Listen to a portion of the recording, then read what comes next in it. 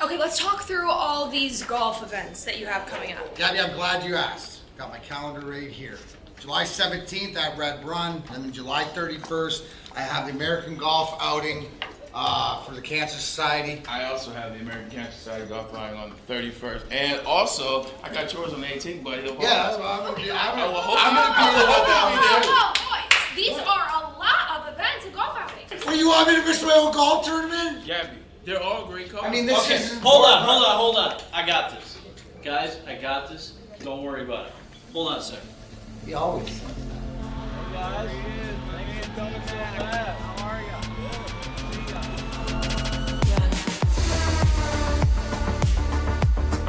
Remember the guys from Randy Wise, right? Sir.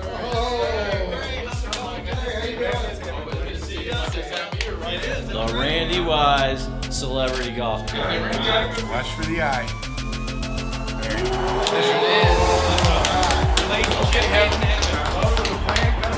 Stay tuned. It's the Randy Wise Celebrity Golf Tour. Some of the biggest names in Michigan sports, and some, well, not so much. Brought to you in part by Premier Security Solutions, Fairway Packing Company, and Swiss Insurance. Watch episodes at woodwardsports.com.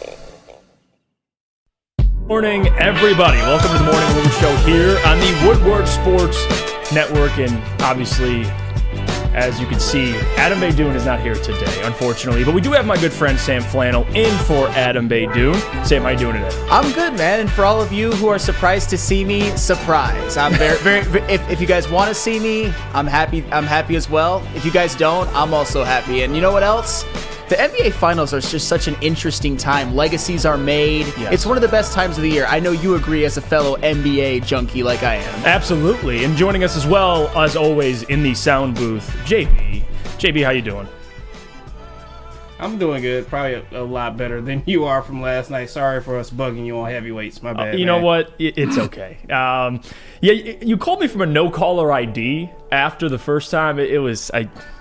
I love you guys, but no, I was not answering that phone.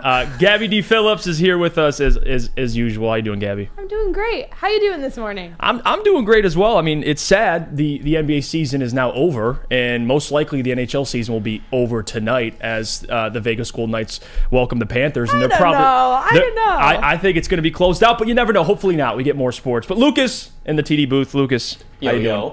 I see you got the big old cup of coffee next to you. Hell yeah.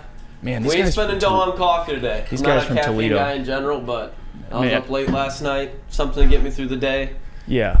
Make sure I can make your life a little bit more difficult. That's the goal. Oh my God, of course it is. Typical every morning for Lucas. Yeah, that's a typical How can morning. I make everyone's mornings more difficult? Exactly right. You got to add some flavor in the day for people. Yeah, well, call it whatever you want, Lucas. You can call it a flavor. You can call it being from Toledo. You can call it whatever you want. 419 we got a heck of a show planned for today. We're going to get into the NBA Finals. I want to talk about the Denver Nuggets and the legacy they may lay in the NBA. Could it be a dynasty? Could it be a two-peat, a three-peat, or is it a one-and-done for the Denver Nuggets? I wanted to break down some interesting Jared Goff deep passing stats that I saw online because that's the biggest narrative I hear is Jared Goff can't throw a deep ball. Well, I have some interesting stats I want to show the people, and I want to get Sam Flannel's reaction to, but also Chase Young. I want to bring up Chase Young. We kind of waited on this. He's being shopped around. The Steelers are the most interested team right now. Why can't the Lions get in on that? And I want to have that discussion with you, Sam, as well. But it is Tuesday, and we have trivia with Gabby today. I'm nervous. I don't know completely what all the questions are about. I know it's Detroit sports related, but all I know is if it's statistics, I'm getting smashed by Sam Flannel. I mean, we shall see. I feel like the legends surrounding my statistical knowledge and maybe my perceived historical knowledge is greater than it actually is, but we shall see. I got humbled a couple of times when I did trivia on Ermanni and Edwards. I'll admit it. I did. Everyone was like, "Oh, Sam's gonna smash," and then Ryan Ermanni actually beat me one time. Well, what was the trivia about? What was it on? It was because I don't think you've met. This is different trivia. That's different. I know that the final question had something to do with like 70s and 80s era Pistons basketball. Yeah. Well, hopefully today she takes it a little easy on me. I will need to get a we win will here. see. After last week losing to Adham, and now we're 2-1 all time in trivia. I'm in a bad position, and I can't lose to Adham anymore. But I'm excited. Sam, you watched the finals yesterday, at least the ending, Game 5, and the Nuggets got the job done. Nikola Jokic. I mean, it's unbelievable what this guy's been doing. And one thing interesting you just look at the box score for Nikola Jokic. Everybody struggled, and as expected, closeout game. It's high energy. It's super physical. Refs were letting them play down the stretch. Everybody on the Nuggets essentially struggled to some extent. Everybody on the Miami Heat struggled to some extent. And then there's Jokic rolling in with a smooth 12 for 16, a 28, 16, and 4 performance, which is pretty funny because if you look at the big picture for the Nuggets this season, I believe they're 4-7 when Jokic has under 7 assists. He had under 7 assists last night. Didn't stop him last night. You know what's funny though? When you watch the game, you see how many open looks that Nikola Jokic got his teammates last night, and they just bricked him. Usually the Nuggets throughout this playoffs have been better shooting threes, but in last night's game, they shot very, very poorly. And to speak to Nikola Jokic's greatness, because when I'm on a show with Neil Rule, usually I get branded a bit of a Nikola Jokic hater. But I actually am going to repeat a tweet that was put out by Kevin Wildes of First Things First. I'm sure you guys know who that is and know that show. There are only 11 players who have multiple regular season MVPs and a finals MVP, which Nikola Jokic has. Kareem Abdul-Jabbar, Michael Jordan, LeBron James, Wilt Chamberlain, Magic Johnson, Larry Bird, Moses Malone, Giannis Antetokounmpo, Steph Curry, Tim Duncan, and Nikola Jokic. I'm not saying he's a top 11 player of all time yet, but I would probably put him top 15. He is the no doubt 6th best center of all time, and I think he could approach 4 and 5, with the top 5 being Wilt, Kareem, Bill Russell, Hakeem Olajuwon, and Shaq, in no particular order. But Nikola Jokic is right on their heels. I just think he needs a little bit more longevity, maybe another MVP, maybe another finals MVP, and he is right there. He is a no doubt, in my opinion, future top 10 player. Yeah, no doubt about it. I mean, he still has plenty of room to grow. I mean, they still have a window now to win multiple championships. So for Nikola to have 2 MVPs, now a finals MVP and a ring, and if you look at him getting robbed this year from another MVP, arguably, the guy is like 3 MVPs, a championship. Like, this is kind of becoming the Nikola Jokic era right now. Even with Embiid, and as great as Embiid is, and the other big man in the game, your guy AD as well, Nikola Jokic right now, he's the best player on planet Earth. And you saw him last night in the fourth quarter, 10 points, smooth down the stretch. He was the only player for the Nuggets that really had a great game, and that's kind of how it's been. I know Jamal Murray's been great, but Nikola is the engine. He's the best player on that team. And I want to talk about patience with the Nuggets, because you look at the Nuggets and you see them, dominating the playoffs and looking like the best team in the playoffs. This didn't just come overnight. Mike Malone has been the head coach of the Denver Nuggets since 2015, and they had a lot of low seasons, and they also, towards Jokic as he hit his prime and they got Jamal Murray, they started having success, but it wasn't always like this. When Mike Malone first got to Denver, his very first season, they won 33 games. It was 33-49. Funny enough, Jokic still led the team in win shares, even as a young player at the time in 2015.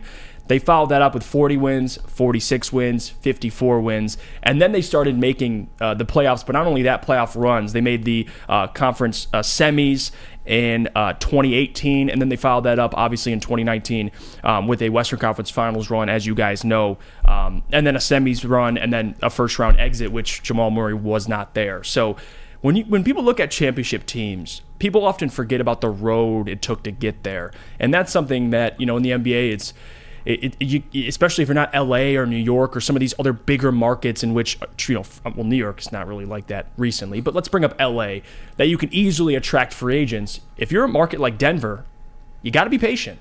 And they were patient. It paid off. You got Jamal Murray and Jokic, 2 franchise players, Sam, that I think are going to do some damage together for the next couple of years. Absolutely. Nikola Jokic has been elite basically this is his 3rd year of being an elite player. And right now he is, no doubt about it, the best player in the NBA today and probably for the foreseeable future. But when you look at Jamal Murray, he obviously is a guy that history will show, and it showed in this playoffs and even in the 2020 playoffs, that Jamal Murray elevates his game in the playoffs.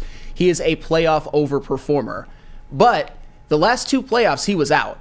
And one of their other key players, Michael Porter Jr., he's another one who has suffered a ton of injuries. He's had back problems his whole career, has missed a ton of time. But this year they were both healthy. And when you're Denver, you're not going to get the high-end free agents usually, although that might change a little bit now with Nikola Jokic and the fact that they're champions. Who you have to go after are guys like Aaron Gordon, who maybe were a little bit disappointing in their first stop. We're overdrafted. We're a top 5 draft pick, but maybe aren't a number 1 on a team. Probably not even a number 3 on a championship team. He's not that kind of guy. But when he comes to Denver, he fills his role. I mean, think about it. In Game 4 of this finals, he was probably the best player on the floor. He scored 27 points on 11 of 15 shooting and 3 of 4 from 3. Those are the type of players that you need to contribute when you're the Denver Nuggets, and they got the most out of those guys. And this year they were healthy. Nikola Jokic is playing the best basketball of his career. Jamal Murray continued to be playoff Jamal Murray, and even Michael Porter Jr. As we said, he had injuries too. He's been healthy as well. So if they can stay healthy, that might be the only thing that stops them. And JB, behind every great championship team, there's always the head of the snake, in which Steve Kerr called Jamal Murray the head of the snake, which I get what he was saying, but let's be real here, it's Jokic. And you look at the Warriors, the Milwaukee Bucks, whether it's Steph, Giannis, it feels like the best player on these championship teams love basketball, and everybody follows them. And you saw Jokic when they won the title, the guy says, yeah, job's done. Let's go home now. Like, what is he real, JB? Like, the fact that Jokic has this type of approach, and then he got the Finals MVP and was pretty much like, yeah, and then he found out about the parade and was like, I want to go home. Like, Yeah. I get the parade's That was cool. kinda sad. Like, that's exciting, but I just want to go back to Serbia. JB, what are your thoughts on Jokic, man? Him as a player? Just the simple fact that he was just so chill in that press conference. Like, I seen him celebrating back in the locker room, and he didn't really do too much. You know how, you win a championship, you win a title, you go crazy back there with your team, your squad, your homeboys. But he was just like, all right, I'll, spray some champagne, but I'm done. I'm cool.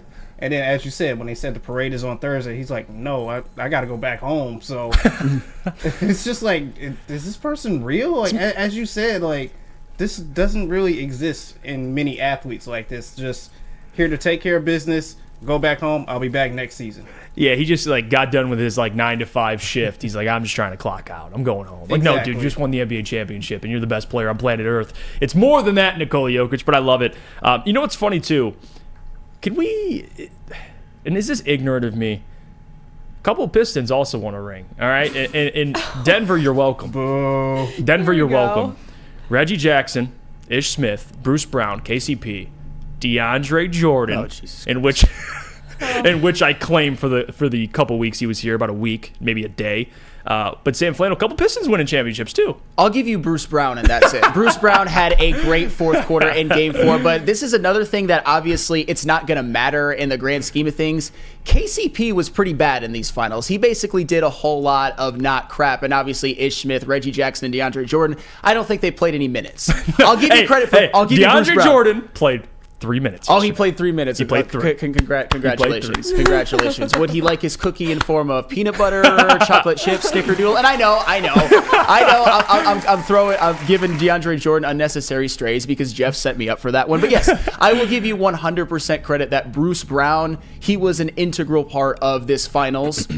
And KCP was an integral part of this playoff run, but KCP did not play well this finals. No, defensively he's always solid, but shooting the ball, yeah, you're right. In the finals he struggled, but overall those players, I mean, the others, which that's what it takes to win an NBA championship. It's not always your best players. Jokic, yes, uber important. That's what wins multiple championships. But sometimes you need a KCP, an Aaron Gordon, a Bruce Brown, a Michael Porter Jr., who has been struggling the entire finals, and he kind of struggled again from 3 last night, but kind of picked up his game a little bit. It is more about the others. And I think this run, which we'll talk about after we come back from break, I want to talk about, can they keep this up? What's the Denver dynasty look like? Is it 1 championship, 2 championships, 3? Who's taking down the Denver Nuggets? But before I do that, I got to tell you about our friends over at Swiss Insurance, because guys, now that summer's here, it's important. They make sure you're properly covered, whether it's a grad party or just a group of people to enjoy the lake or pool. Your liability exposure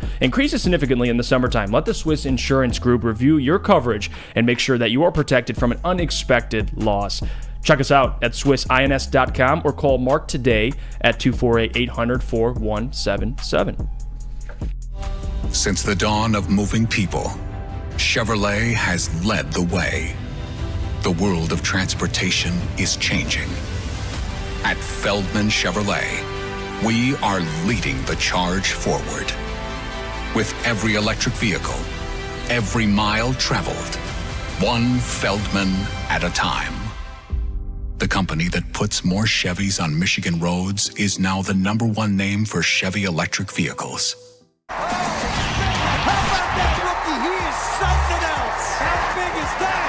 of Detroit's sports teams live on Woodward. All of Detroit's sports coverage lives on Woodward Sports. Driving the best in Detroit sports coverage.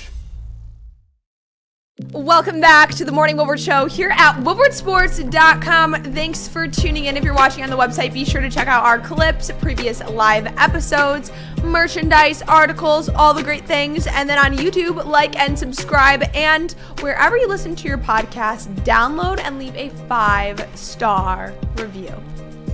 Leave a 5-star review. Yeah. You heard her. Do it, please. Do it for my hair. Do it for Sam Flannel. Thank you. Do it for us. But Sam Flannel, I want to ask you something. The Denver Nuggets. How many? How many? And number, if you're going to say one and you think, this might be it for the Denver Nuggets, you got to tell me who's beating them. That's the other part of the question. That is the key, because I'm doing a little bit of perusing of the Western Conference standings, and you look at who is number 2 in the Western Conference this year, the Memphis Grizzlies. Obviously, we know that Ja Morant is going to be hit with a big-time suspension, and we never know if he's ever going to be the player that he obviously, his potential says he should be. I think he will eventually, but still there's a lot in question. Then you look at the Sacramento Kings. They had their first run in the playoffs in over 15 years, and I think they're going to need another couple cracks at it before they become a real threat. You look at the Phoenix Suns, they just lost Chris Paul. I believe that a team with Devin Booker, Kevin Durant, and DeAndre Ayton as their core is dangerous. I think they're probably the biggest threat in the West at this point, but even they took the L to Denver this past year.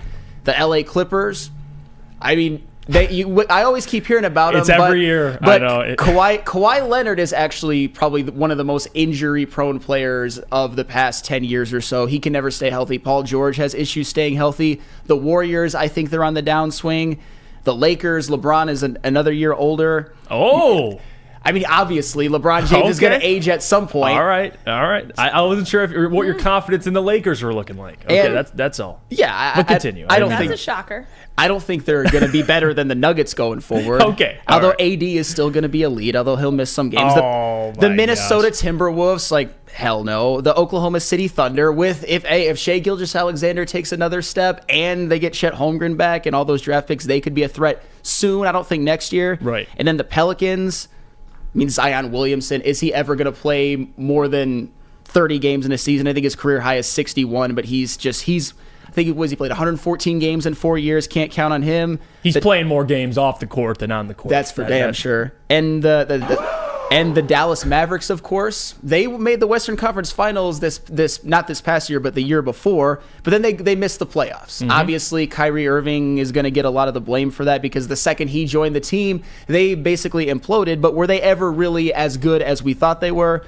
So I'm saying that the Denver Nuggets, especially if they could stay healthy, but even if, I think they could also even withstand Jamal Murray, Michael Porter Jr., Aaron Gordon maybe missing 20, 25 games. I think it's the Denver Nuggets conference to lose at this point. I think some of their biggest competition might come out of the East with Milwaukee. I think they're going to be back. Mm-hmm. Boston.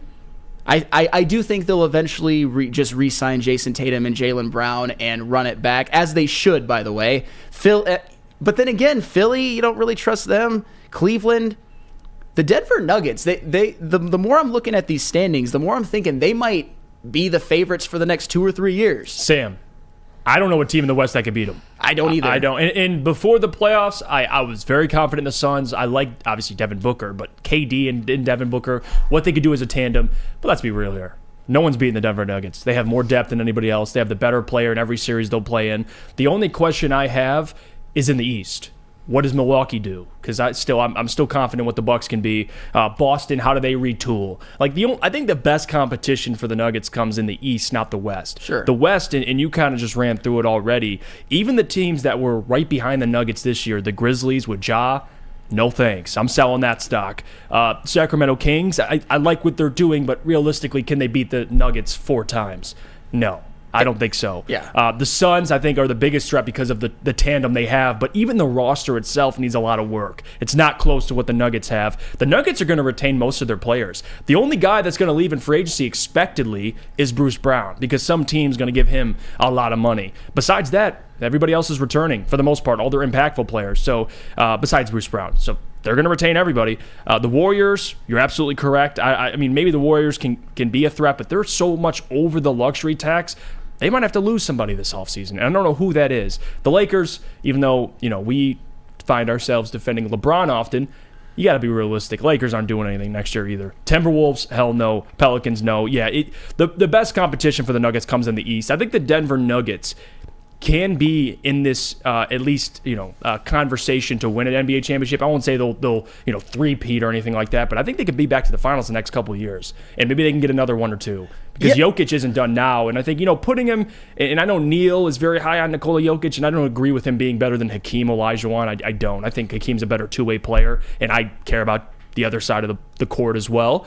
But he gets 2 or 3 of these things, Sam. I mean, now Jokic is in another stratosphere. Oh, yeah, if he gets 2 or 3 finals MVPs, you can definitely have the conversation of him being, to me, even above Shaq and Hakeem Olajuwon, but you got to get there first. Mm-hmm. And I think people, they want to appreciate his greatness so much that I don't want him, though, to get to the point, and I know Neil's already there, where you're almost just like insufferably overrating him already. And I know that the next show is going to be rough for me because he's going to be on one, even though I like Nikola Jokic. But yeah, you mentioned something about the Phoenix Suns that's very interesting.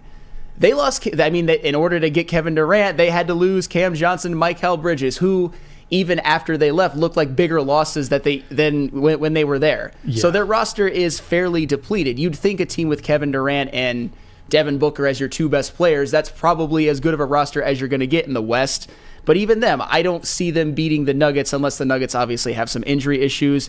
And I will say this, I don't think the Lakers aren't going to do anything. I know you said that. I don't second that for the record. I think the Lakers are going to be very, very good as long as LeBron and AD are there, but I don't think they're favorites over the Nuggets. No, they're not. Now, if they can, even if they Such go a out, hater. Even if, call me a hater because I don't believe You in went the on Lakers. that whole rant and you sat there Well, and you said, and JB, I'll go to you, the voice of reason. Okay, and this is why I brought up Mike Malone last segment and the patience and how important that is, because Monty Williams was just fired after a couple damn good seasons in Phoenix, and they said, all right, see you later. Mike Malone's had since 2015. He just brought an NBA title to Denver. JB, anybody taking down the Nuggets? In the West, at least? In the West, I would be interested to see what Phoenix does in replacing Chris Paul, who they're going to pull on their roster. So that is like the only team that I can truly think of that might have a chance to go up against Denver in the West. If they're, as you said, Jeff, the biggest competition that they're going to have is going to be coming out of the East, trying to get to an NBA Finals. And I don't know, teams over there are iffy, a lot iffy for me. So I think Denver has at least another Western Conference championship for them. Finals, that's another story. So Chuck Brewer says, WoodwardSports.com, I think the Suns have a lot of work to do, retooling, and they don't have a great coach now. He was underwhelming in LA. Yeah, Frank Vogel, I don't mind Frank Vogel. I just think Frank Vogel is the safe hire. Like, I think Monty Williams is a better head coach than Frank Vogel, at least in what he's. I know Frank has an NBA title. It was during the bubble. He's a great head coach, but I'm higher on Monty, and I don't think he should have been fired. I think it was ridiculous. He shouldn't have been fired, but I also think you can argue that Frank Vogel should have never been fired from LA, because I do think that he gets a little bit of I wouldn't even say overhated, but he was over the scapegoat. He was absolutely the scapegoat, but he won a championship with them. And look what he did with those mid-2000s Indiana Pacers teams with Paul George and Roy Hibbert and David West and guys like that, George Hill, who I think one year actually took the Miami Heat, the LeBron Wade Bosch Miami Heat, to 7. So Frank Vogel is a great coach. I don't know. I do agree with you that for the modern NBA for this time, I would rather have Monty Williams. But Frank Vogel actually has a better has a better resume than Monty Williams. Yeah, no, of course. He's been a head coach for quite some time now, and I think in Phoenix they'll be good.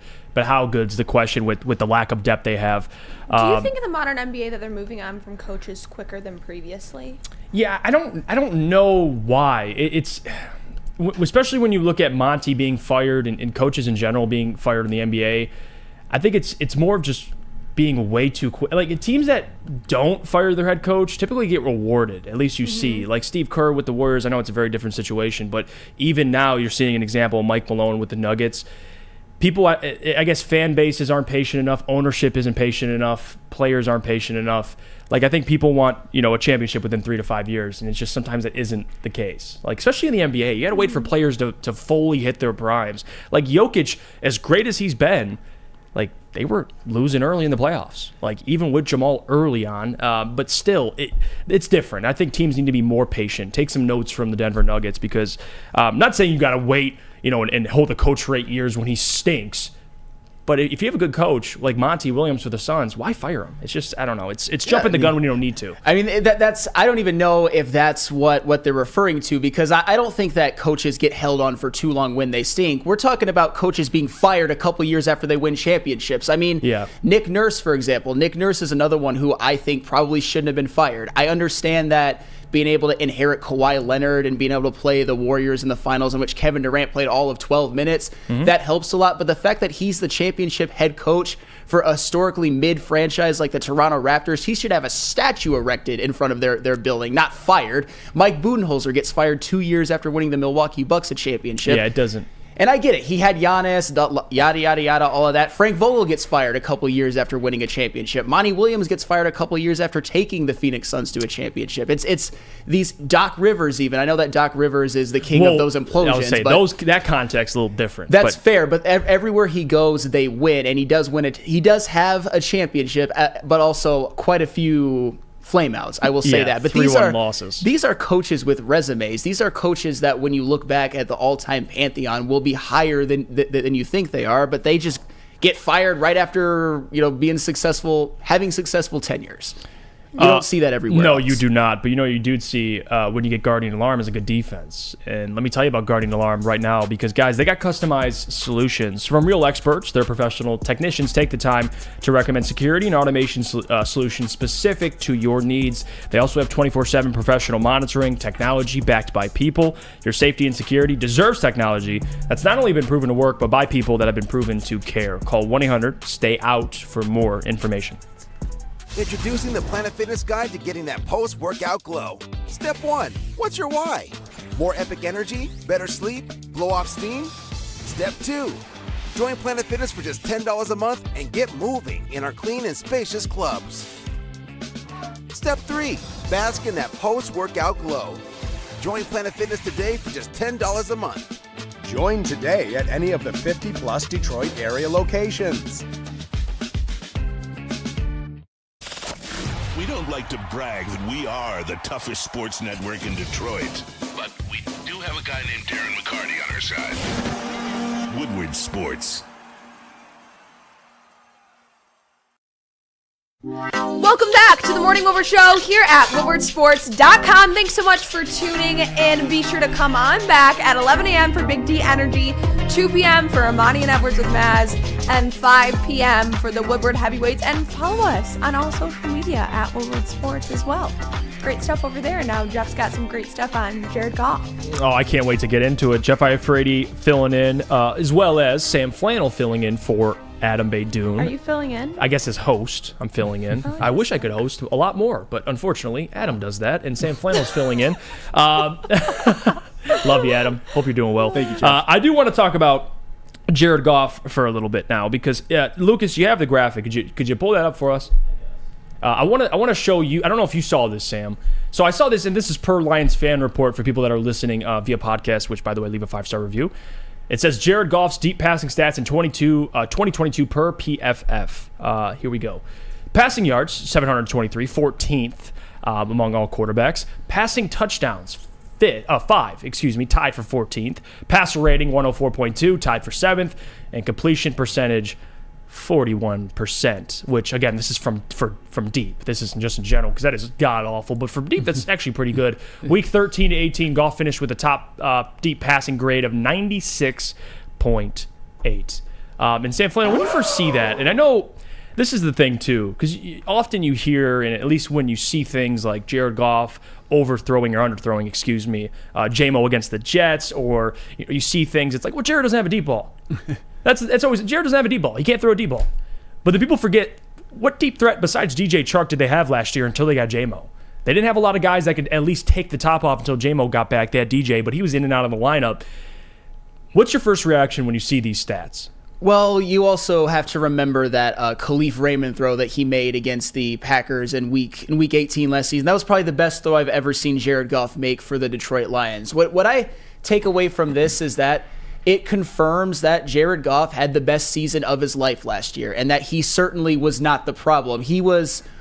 He played well enough for the Detroit Lions to make the playoffs. It was the defense, at least in a macro level, that let them down. That doesn't necessarily mean that I want Jared Goff to be here long term, but that Jared Goff was certainly very, very good last year. He was the second best quarterback in the NFC, and I honestly think that he'll be able to replicate that this year with Ben Johnson coming back as coordinator, Amon-Ra St. Brown, Jamison Williams getting more involved. Hopefully he's all in, like 100% in the fold when he gets back from suspension. The offensive line is intact. You'd think that they upgraded at running back with David Montgomery over Jamal Williams. Hopefully Jahmyr Gibbs shows us something and is a more reliable player than DeAndre Swift.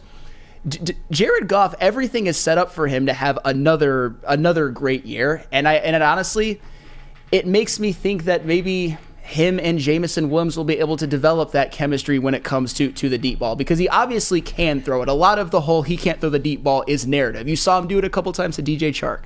A couple of the biggest plays of the season were deep balls to DJ Chark in wins. So Jared Goff, at least for now, while he's under a cheap contract, should be the least of the Detroit Lions' concerns. Yeah, and I'm not saying he's Patrick Mahomes. I'm not saying he's Joe Burrow. I'm not saying he's Josh Allen or Justin Herbert. But what I am saying is Goff doesn't get the credit he deserves for what he's been doing. He's a top 10 quarterback right now in the NFL. I would say he's number 2 in the NFC, and I will argue that until I'm proven otherwise. And you look at Jared Goff last year, and what he was able to do. And I'm glad, and again, Brandon brought this up in the chat too, Goff almost never throws balls over 50 yards with Detroit, and he never did it with the Rams either. And he's not a guy that's going to sling it consistently, but when you need Jared Goff to throw a deep ball, and you have Khalif Raymond, and you just alluded to it, or J-Mo, or DJ Chark, we saw him connect last year. Now, is he connecting more often than some of these other quarterbacks I just named? No. But the whole narrative that Jared is unable to throw a deep ball, and that's just not him, that gets a little misconstrued sometimes. Just because Jared doesn't do it doesn't mean he can't do it. Maybe he can't do it at a high level, but I do think that whole narrative gets twisted. But JB, you see those stats about Jared Goff. What are your first reaction to it, his deep passing stats? I mean, the numbers. Because I know you're on the heavyweights, so I know they have a blast with this. Well, they have a blast with it. Not so much easy. He's not a huge fan of Jared Goff, or at least his contract. But as far as I know, the numbers don't. They're not popping out at you as the most impressive. But as you said, Jared Goff doesn't do a whole lot of deep passing. He just goes in there and gets the job done. So, just off of looking at these numbers, it's just he's just an okay quarterback. Like, I know he's not the flashiest out there like a Patrick Mahomes or a Jalen Hurts, but still, he's just going out there, getting the job done, and getting the win for the team, and not putting them in any dangerous or stressful situations that you might see other quarterbacks do when they're throwing this deep ball to try to get to their receivers. So I still got to give my hats off to Goff. Easy. Yeah, and I think it's a part of it is just being a fan of the NFL and getting the chance to watch these all-time great quarterbacks and guys that are elite. We got to get spoiled a little bit. We see Mahomes and, like I said, Allen, Herbert, Burrow, and we think that's the standard. Well, guys, there's only 6 or 7 of those guys in the NFL. Not everybody can do what those guys are doing. So for Jared Goff to be one tier below those guys, that's still good enough to win a playoff game, Sam Flannel. Oh, it's definitely still good enough to win a playoff game. The question is whether he can take you over the top when they're ready to win. So that is a legitimate question, because the one time that Jared Goff actually got to the Super Bowl, I say that in quotation marks, he threw one touchdown pass in the entire playoff run and led the team to exactly 3 points against New England. But my point also is that he is a much better player than he was back then. And Jared Goff, like I said, he's not the problem at this point. They got to make sure that the defense gets more shored up, which I think they did with completely revamping their secondary. Jared Goff right now is fine, and he's playing the best football of his career. And Gabby, for at least for Jared Goff, you've been around the mini camp and you've been around just the team in general. I know his teammates love Jared. And I think that's the difference, right? The outside noise, everybody likes to criticize Jared, at least nationally too. But those Lions teammates and coaches, they love Jared. For sure. He's not a loud personality, but I think you see similar traits in his outward behavior to the media as we did with Stafford. He's not a flashy personality, and I think for this Lions team, he is a good fit because of that, because he's a reliable guy. He communicates with his team. He has a great rapport with everyone that he's on the field with. He's calm, he's centered, and he's not the center of attention. Right. Which is needed for this team. They're a team. They're not individual superstars. They're working as a collective right now. And I think if you had somebody in there that was flashy, it just wouldn't work the same way. It wouldn't click the same way, and he wouldn't have the same respect that he's gaining from the team and the coaching staff as he is right now. No, that's spot on. I think Jared Goff and the way he approaches it, his leadership fits the city. A blue collar, he's not the loudest guy, but like Gabby said, it doesn't mean he can't command respect in that locker room. I'll tell you what, though, talk about the deep ball, Lucas. My guy Hendon Hooker can throw a deep ball, too, so don't sleep on him. No, absolutely not. Hendon's got a cannon for sure, but He does. we still got to wait. I'm still a big fan of Jared. I think why I'm more comfortable with Jared Goff under center with the Detroit Lions and Matthew Stafford is because he doesn't have the arm talent. Like Stafford had that top 5 arm talent. We all know how you feel about Stafford, though, Luke. I'm not going to bash him here. I'm just being realistic. I think Goff does the simple things at a more efficient rate, which for this roster, this team, is what they need to get to the next level. We don't need that guy when it's 3rd and 3 and J-Mo's streaking and it's like a 50-50 ball. Jared Goff's not going to launch that ball downfield. He's going to hit Sam Laporta for a 4-yard out route and keep the drive moving. So that's why, he's not the most talented quarterback, but he's one of the most efficient. And when it talks about winning games, that's what it takes. So I'm all for it. Dante, thank you for the $5. He says, the thing I like most about Goff is that he doesn't say all the time, unlike Stafford. That sounded personal. That sounded like way too personal. I don't know that was that big a deal, but Dante, appreciate you. You know what I love too? We talk about and you mentioned it, what Goff does best.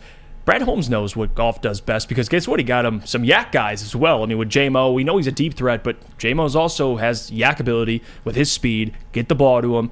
Let him do the rest. Jahmyr Gibbs, same thing. Speed, yards after catch, especially in the slot or where they're going to line up him up at receiver. Sam Laporta, yards after catch. You see a common theme here, Sam? Just get the ball to playmakers. And Jared Goff, your job becomes that much easier. I definitely see a common theme here. What they're building is a roster that, if it keeps, if the rookies, if the guys like Jahmyr Gibbs and Sam Laporta obviously pan out and everybody keeps developing, I think we already got a star in Amon-Ra St. Brown. They're building a roster that could eventually maybe challenge those Rams rosters that Jared Goff won with so big in LA. And I understand that those Rams rosters were obviously very, very good. It was peak apex. Todd Gurley was his running back, who at the time was the best running back in the league. He was in an MVP conversation. He was in the MVP conversation. You had guys like Brandon Cooks, Robert Woods, pre-prime Cooper Kupp, guys like that. But now, you mentioned guys like Sam Laporta is another one. His specialty, the thing that I'm looking forward to watching him do is get those yak yards, and I think Ben Johnson will be able to scheme him open. Jahmyr Gibbs is another one.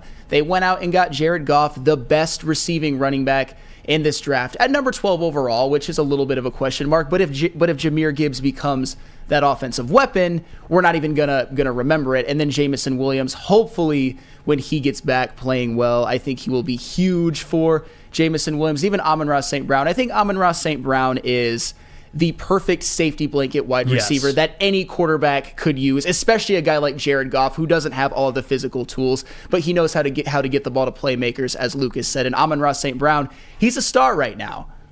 And he's very good in space. And I tweeted out last night, Amon-Ra St. Brown, he's a top 10 wide receiver in the NFL. You can't convince me otherwise. And I could argue every metric against why you think he isn't. So for Amon-Ra St. Brown and what he's doing, yak fits what he does best. But even though more than that, Amon-Ra St. Brown, he's a stud. And he doesn't drop any footballs. To Jared Goff's benefit, that's a great thing.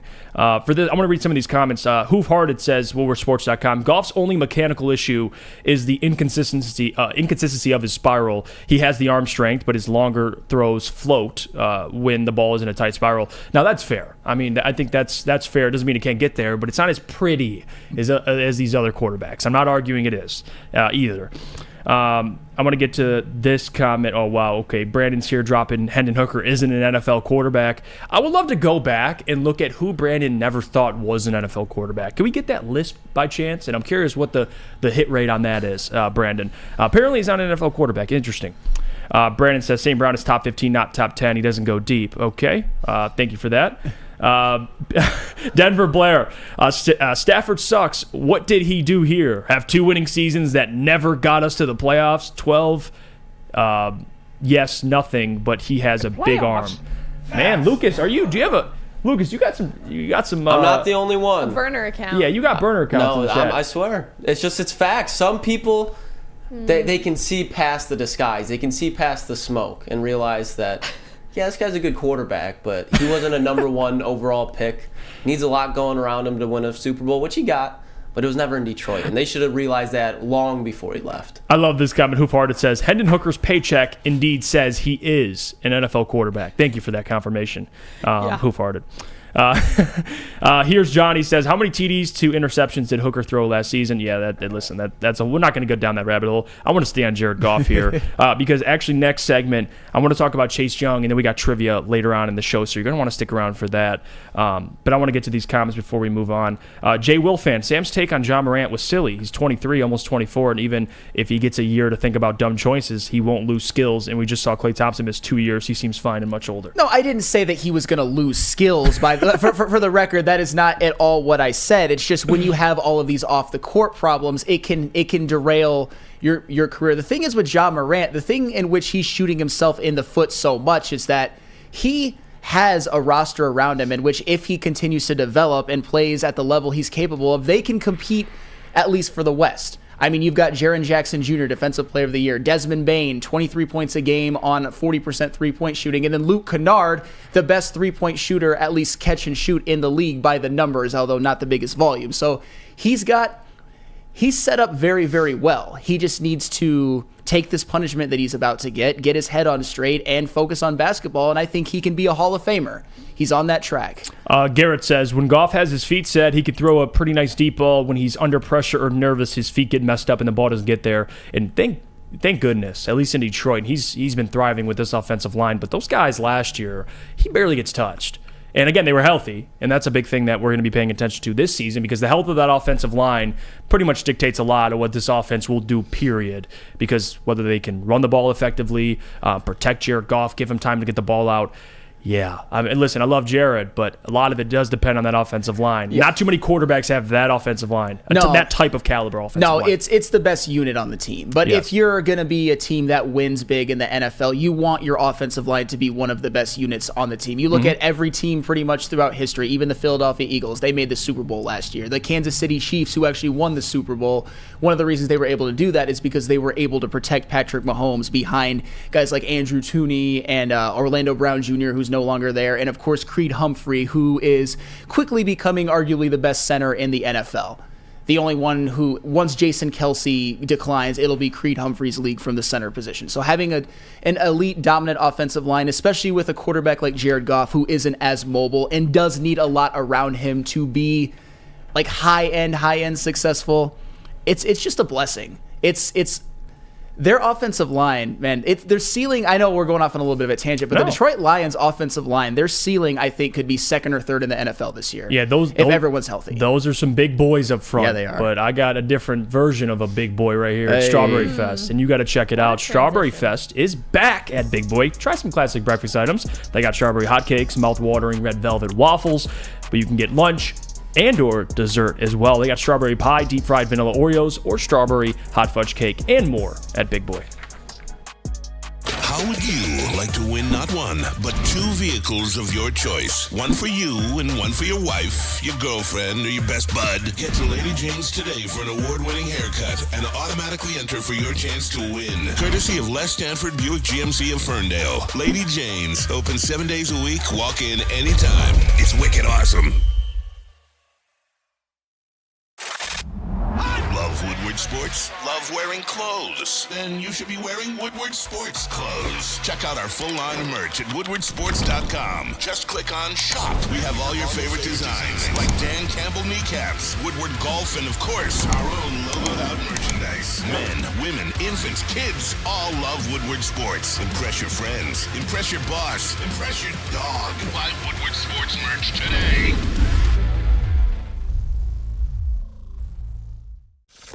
Woodward Avenue, the first paved road in America. Woodward Sports, the first sports network born in Detroit and made for Detroit. Welcome back to the Morning Woodward Show here at woodwardsports.com. Thanks so much for tuning in. If you're watching on the website, be sure to check out our articles and merchandise.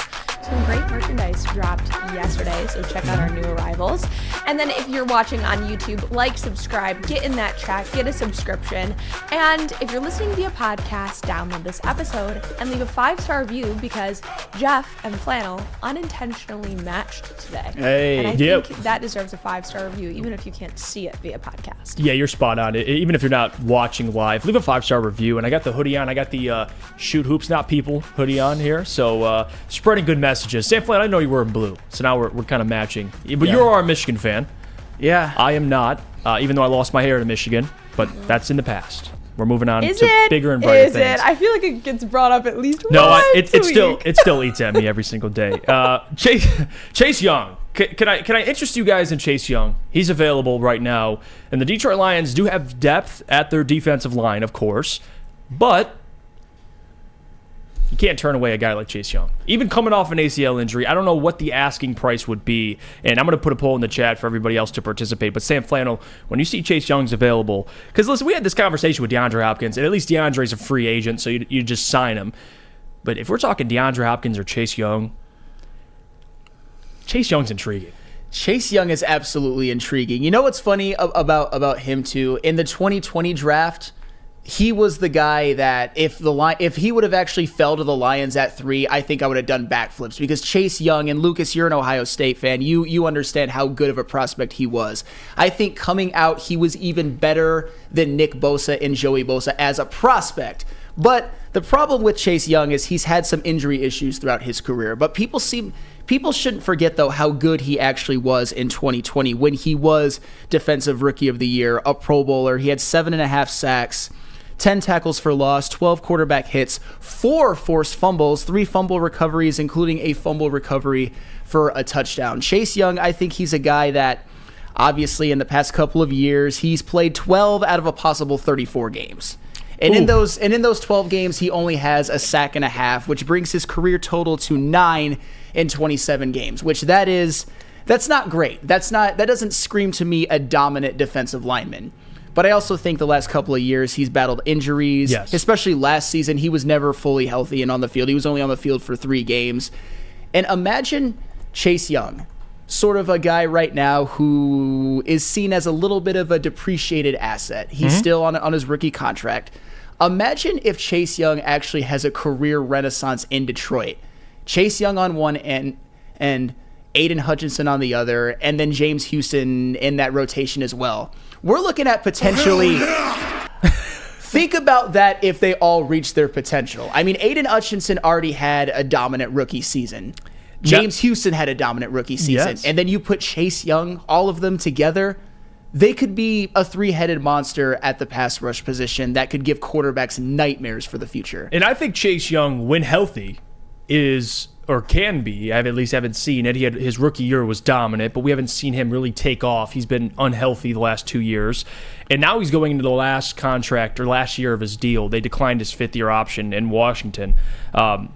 There's a risk there, and I'll tell you why. Because Funky, and he laid it out perfectly. He says, WoodwardSports.com, Jeff, no, the reason I'd rather sit on all the extra cap space right now is so it carries over and they can use the extra $20 million to help keep this core together. I'm actually 100% with Funky. Although it's intriguing for Chase Young and again, for a depreciating asset like Chase Young, who coming out of college was the best defensive end in college football, period.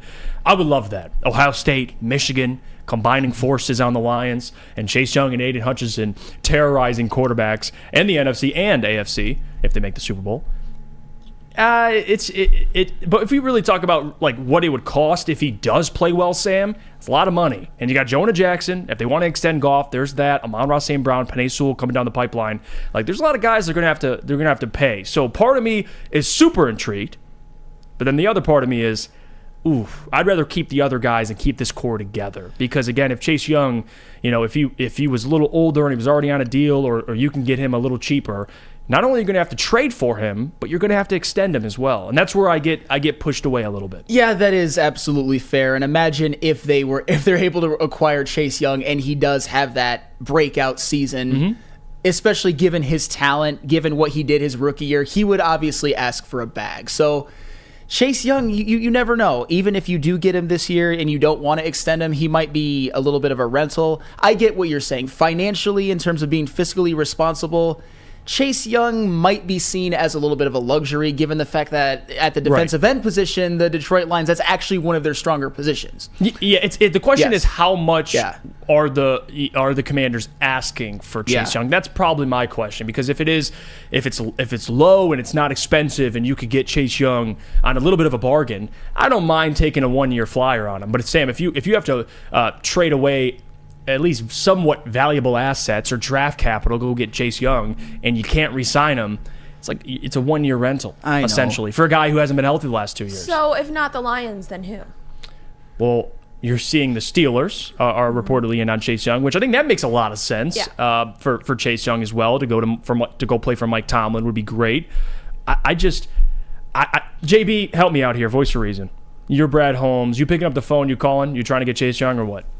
I'm definitely going to call and see what the asking price is. From what I've heard, that it's probably around a 3rd or 4th round pick, which honestly, I'm not bad with just giving that over for Chase Young. No, honestly, what do you guys think? 3rd, 4th round pick? I mean, that's, if you look at it, I guess, in Brad Holmes' language, 3rd round pick, you're basically trading Kirby Joseph. So he got him in the 3rd round. But Lucas, you're freaking out over there, dude. Toledo, he's in the booth with his coffee. What are your thoughts? Chase Young, you want him? If Chase Young is on the trade block for a 3rd or 4th round pick, and at the bare minimum, it means you're taking a risk on him for a year. And we're doing the same thing with C.J. Gardner-Johnson. And James Houston contract comes up at the end of the year. So now you're giving yourself a weapon for a low price for what he is, because not only is Chase Young an elite pass rusher, but the dude's dominant in the run game as well. So now you have 2 dominant rush stoppers on the edge with Hutch and Chase Young, and then you have Ali McNeil and Isaiah Buggs. So that's helping our run game to begin with. James Houston, as much as a good pass rusher as he is, he's not like that in the run game. As he can develop that, but you don't know that if he leaves. C.J. Gardner-Johnson could be leaving. So if you get Chase Young for a cheap deal, both those guys leave, and now you have a chance to re-sign Chase Young. That helps your defense out phenomenally for years to come with Hutch on the other side, especially with Kirby in the back. And think about what Chase would do, and I'm just talking hypothetically, what Chase would do to this defense, just as a whole. You look at the secondary and how much better it got from last year.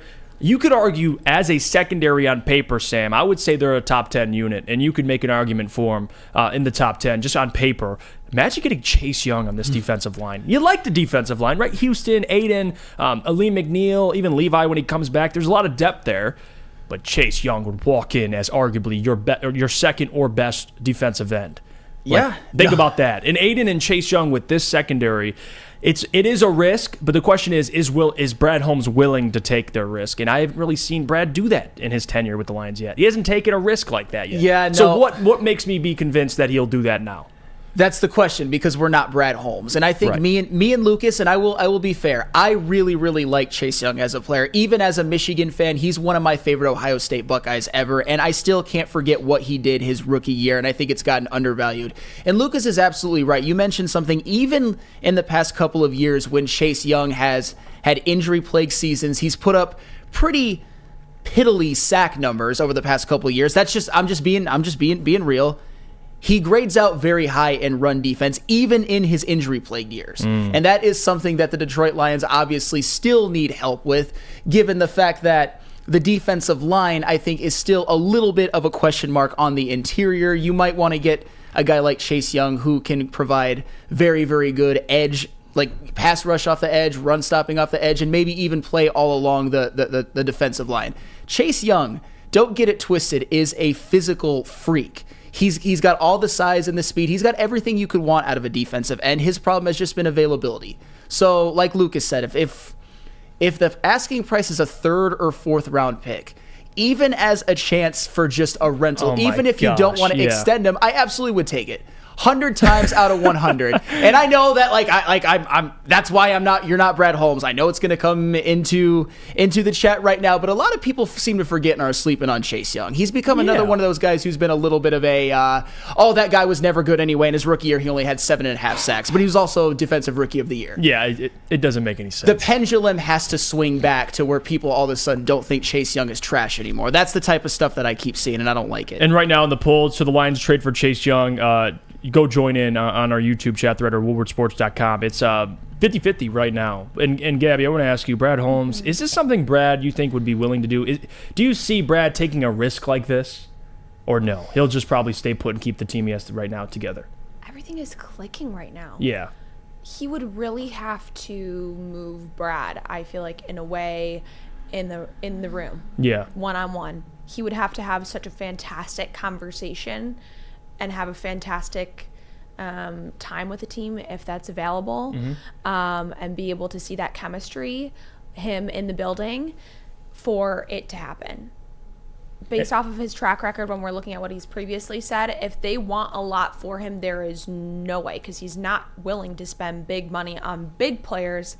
And does he even fall under that really big player category right now? So if he's saying he's not willing to spend big money on big players, is he willing to spend big money on a player that could potentially flop with injuries based off of his track record? And Chase says on WoodwardSports.com, he says, Young and Hutch would be the best pass rush combo in the division, makes the D-line closer to a top position group in the conference, which again, ding, ding, ding for that. Because you look at just the big picture in the NFC, the Eagles and the 49ers, those defensive lines are in a different stratosphere than the Lions. The Lions have a good defensive line on paper. I think they could be really good. But Sam, to get to that realm of defensive lines, you don't think Chase Young would absolutely help that. So to your point, Chase Young would put you closer to that level than anybody wants to admit. And that's fact, especially if Chase Young actually reaches his potential with the Detroit Lions. This is all hypothetical. They could even have a better high-end defensive line than the San Francisco 49ers and the Philadelphia Eagles. And I understand that people are gonna hear that and not like it, but when it comes to the San Francisco 49ers, it's mainly Nick Bosa. They don't really have that second-star defensive end. And when it comes to the Philadelphia Eagles, Brandon Graham is getting a little bit old. Hassan Reddick, he's obviously was elite last year, but I don't know if he's going to be able to keep that up because his past will show that he's very, very good, but not elite. I'm all in on, I am all in on the bring Chase Young to Detroit train. Well, there you have it. I love Chase Young. There you have it. For me, and I'll just close it on this, I wouldn't be mad if he was the Lion. I'll just say that. I just don't see it happening. I don't think Brad would make that type of deal. Not that Chase is a bad player or anything, but there is risk involved in that deal, doing it. And then you have him for 1 year. I don't see Brad doing it, but of course, JB, if he does it, I'm going to be the first one to come out here and be excited about it. Can't deny there. Oh, of course. But come on. Gabby, could you tell us about our friends over at Randy Wise for us? Of course I can tell you about them. And what could be better than watching celebrities like D-Mac and Braylon play golf with some Celebrity Joes? And now, if you stop into a Randy Wise dealership, you can have the chance to play golf like a celebrity. VIP transportation, golf at one of Michigan's best courses, and a tasty steak after, compliments of Fairway Packing Company. Make the wise decision and get to Randy Wise today for your chance to win. By now you know me, Christina Schnari, as the obvious choice in real estate. And you know my website, soldchristina.com, as your #1 resource for buying or selling your home. Myself, along with my amazing staff, pride ourselves on making your home buying and selling experience a relaxing and easy one. Come see why we are the obvious choice. Christina Gennari at soldchristina.com, the obvious choice in real estate. Woodward Avenue, the first paved road in America. Woodward Sports, the first sports network born in Detroit and made for Detroit. Welcome back.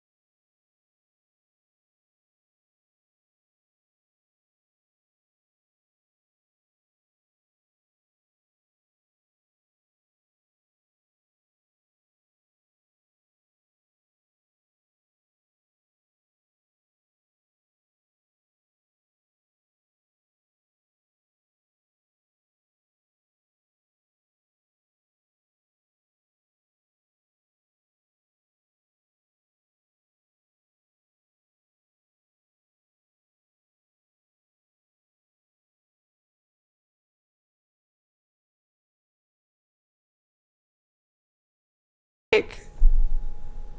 He said trivia? Hell no. Gabby, you talking? All right. No way. Okay, we're finally No back. way. Apologies for the inconvenience. No audio. Lucas got his revenge, Yeah. muting everybody's mic. Yeah, It had to be done. We're back. Trivia. I was due for a mic cut. Yeah. You know, I'm sorry, Lucas. Apologies. We're even now. Don't do it again. Jesse says I no. do as I please. The Stafford karma obviously came back. I had some supporters, so it worked its way around. Yeah, Jesse Adams says no sound, but Jeff is still throwing hot takes out there. Yeah, you just missed it, Jesse. That's all. Trivia time, though. It is trivia time. And today we are doing Trivia Tuesday on a Tuesday, the first time that we've actually made it on a Tuesday. And for this edition of trivia, it is going to be Detroit sports trivia. Okay. So Lucas, do you want to kick it off? There we are, fantastic graphic by myself. All right, let's get into the first question. Oh, jeez. Question number 1. What year did the Lions have their first Thanksgiving Day game? Should we say our answer or lock it in? Because if I say something, I don't want to... Both prep your answer, and then I think you got to give it at the same time. I think we're going to go with that this time. I'm good. Okay. I'm good. Okay. 3, 2, 1. C. Oh, C. The answer is B. Oh, my God. Let's of course. go. This guy was alive in Let's 1934. Jesus. Okay, go on. In spirit, I was, because I'm an old soul. Okay, JB, can you keep score here? We got All right. 1-0. Let's do this. Question number 2. What year did the Tigers begin playing baseball in the American League? A, 1901, B, 1921, What? C, 1911, and D, 1905. I'm locked in. Of course you are. Yeah, this dude is... You're screwed, Okay, Jeff. yeah. Put the answers on one more time. A, 1901, okay, B, I got it. 1921, I got C, it. 1911, I D, got it. 1905. 3, 2, 1.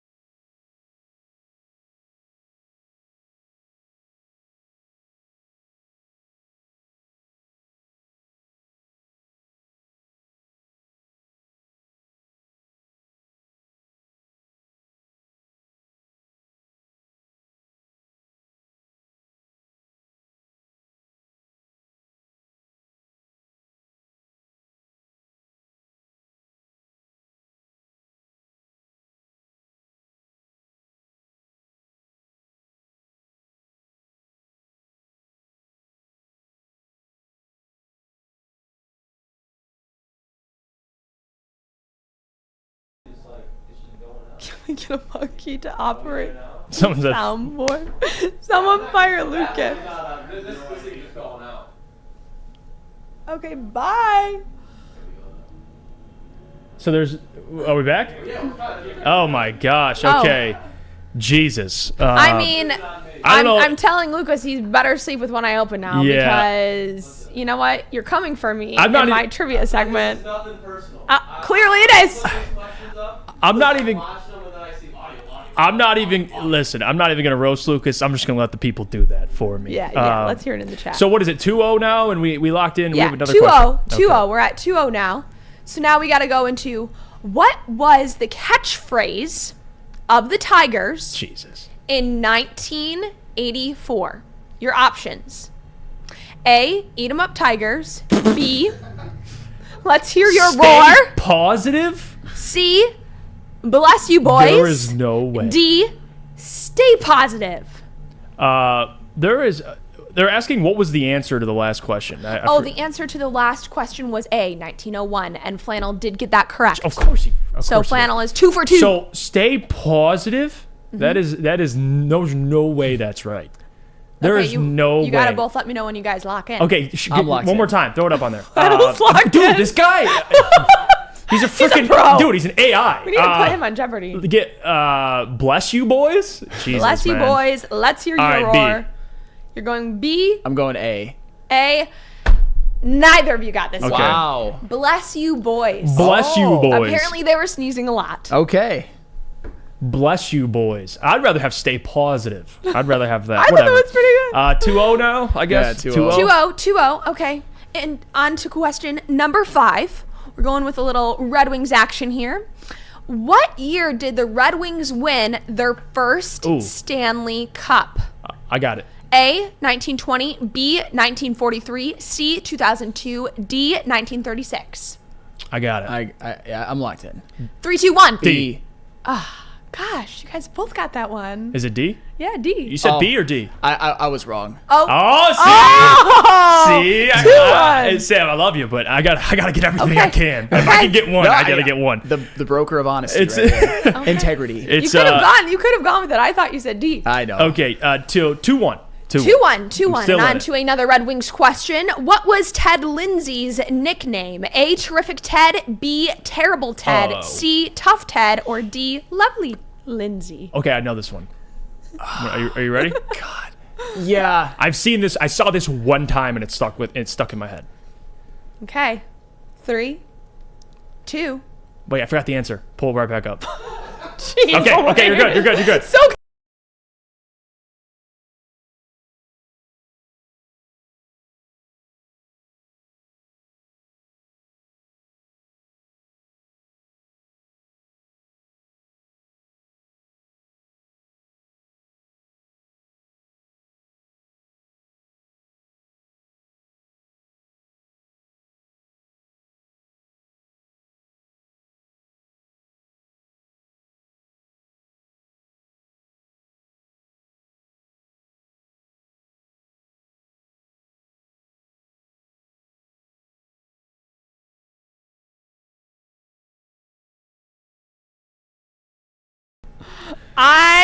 you're done. Yeah, I don't know what the problem is.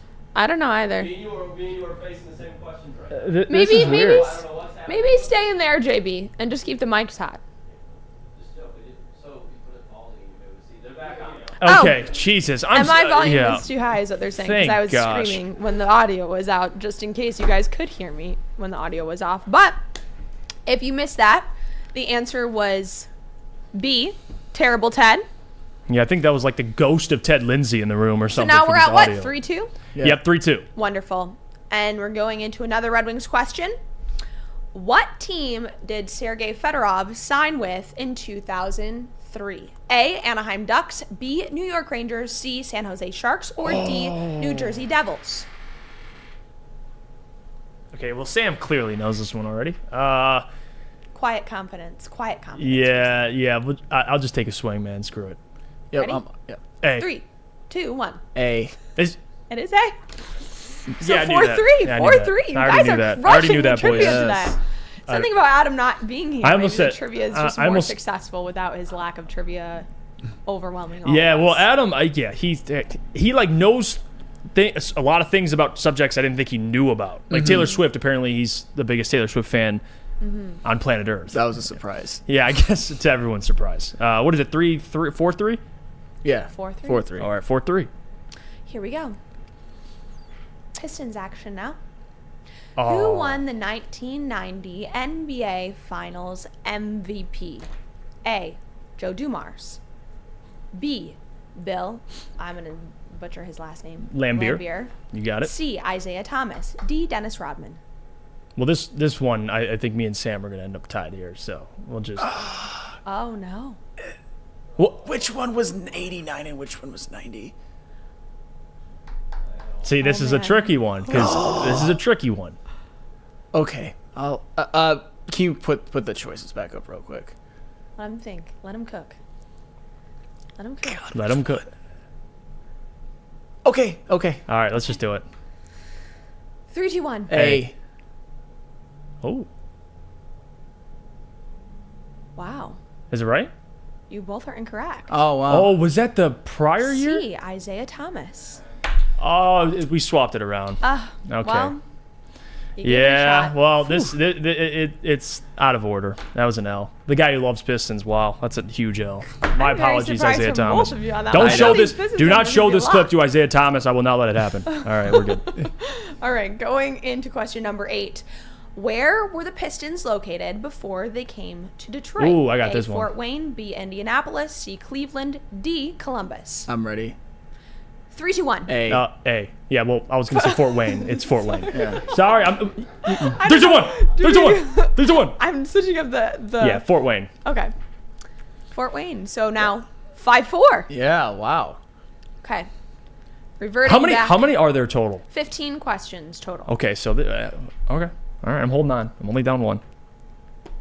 Next up, what number did Vladimir Konstantinov wear? A, 14, B, 11, C, 12, D, 16. Why am I forgetting this? Yeah, don't show DMAC this clip. Okay, I'm ready. I'm ready. 3, 2, 1. D. The answer is D. Of course. Of course. So Vladimir, we're I'm at sorry. I'm so 6-4. sorry. 6-4. Okay, all right. Next question. Pull it together, Jeff. Please. Jesus. Don't embarrass yourself. This is Sam's first trivia segment. Dude, the guy's in it. This guy's not real. Sam Flannel is not real. I don't know where he came from. He just spawned on this planet. Oh, I did. Well, hopefully you can turn it around with this Lions question. Oh, okay. In what year did the Lions win their first NFL championship? A, 1935. B, 1934. C, 1937. D, 1941.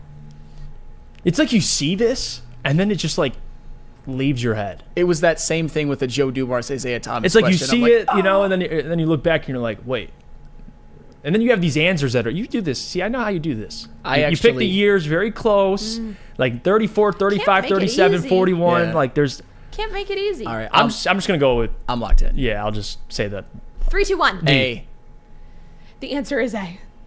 We were at 7-4. I mean. Maybe we should Once start shooting Flannel- people. Actually, Once Flannel sat in that chair, no, don't do you that. were done for. This is ridiculous. I'm taking L's today. Okay, but you might have a leg up on this next question. Okay? All right. That's all I'm going to give you.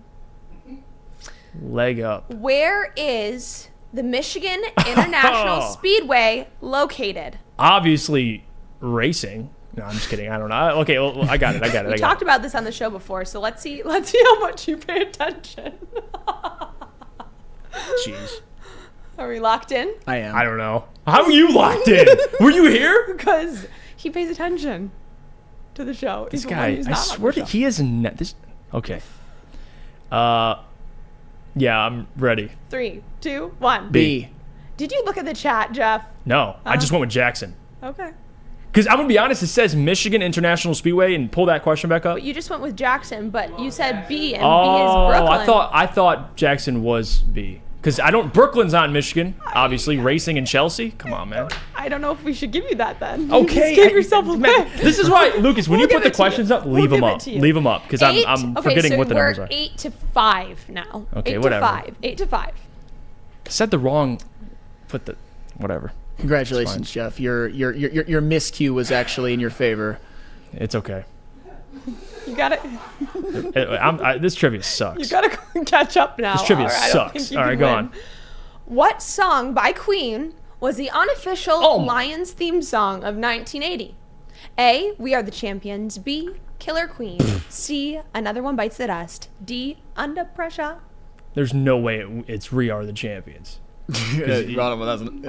Another One Bites the Dust. Man, that song was bumping.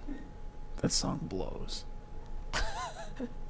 Flannel does not like that song. I just like that song the most, so we're going with Another One Bites the Dust. God, I have no idea. I'm gonna go with D. Under pressure. Jeff gets one step closer to Flannel. Yeah. The race is tightening. We are now at 8-6.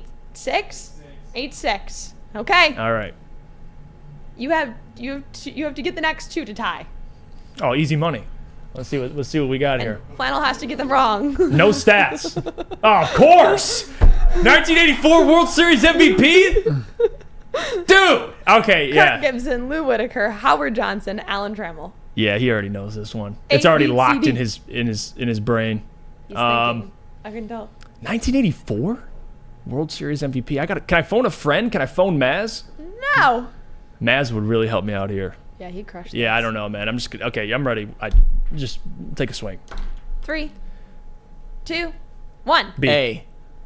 Both incorrect. It was Alan Trammell, wasn't it? Yes. Damn. Ah. That was my. I'm just happy he got one wrong. I don't care about if I got it right. All right. All right. Well, we're wrapping it up here. Regardless of who gets this question, Flannel is going to win.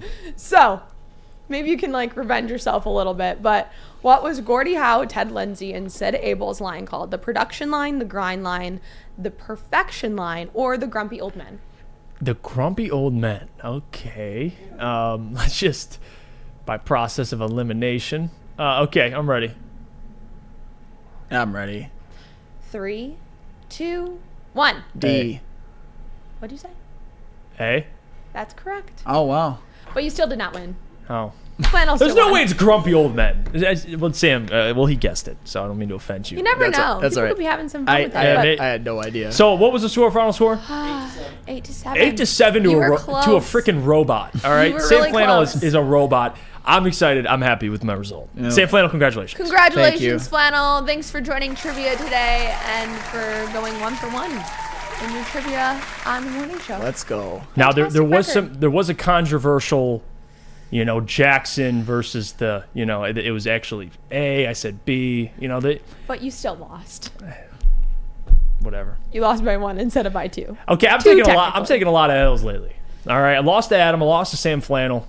And it's been some close ones too. So next We're gonna trivia. have to figure out what next trivia theme is going to be, and then maybe you can pull it out. I don't know.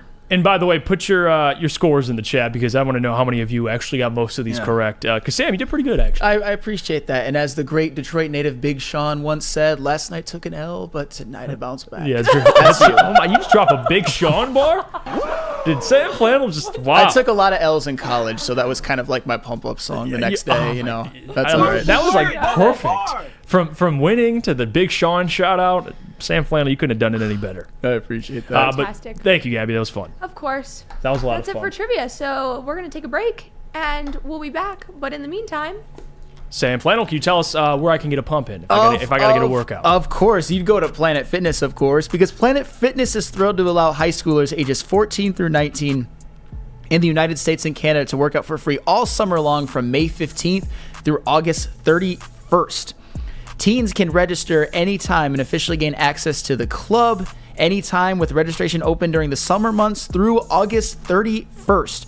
Teens ages 14 through 19 who register for High School Summer Pass can help win a scholarship for their school and participate in a TikTok video contest for a chance to win academic scholarships. And for all the rest of us, Planet Fitness is the best gym available, and memberships start at only $10 a month, or you can upgrade to the Black Card with even more amenities for $24.99 a month. Join today in club or online. Visit planetfitness.com. It's Planet Fitness, where your fitness is essential.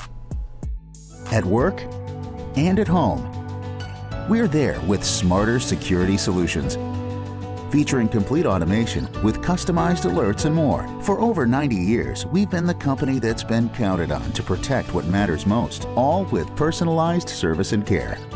Right now, for a limited time, receive a free video device plus free installation with a new home system.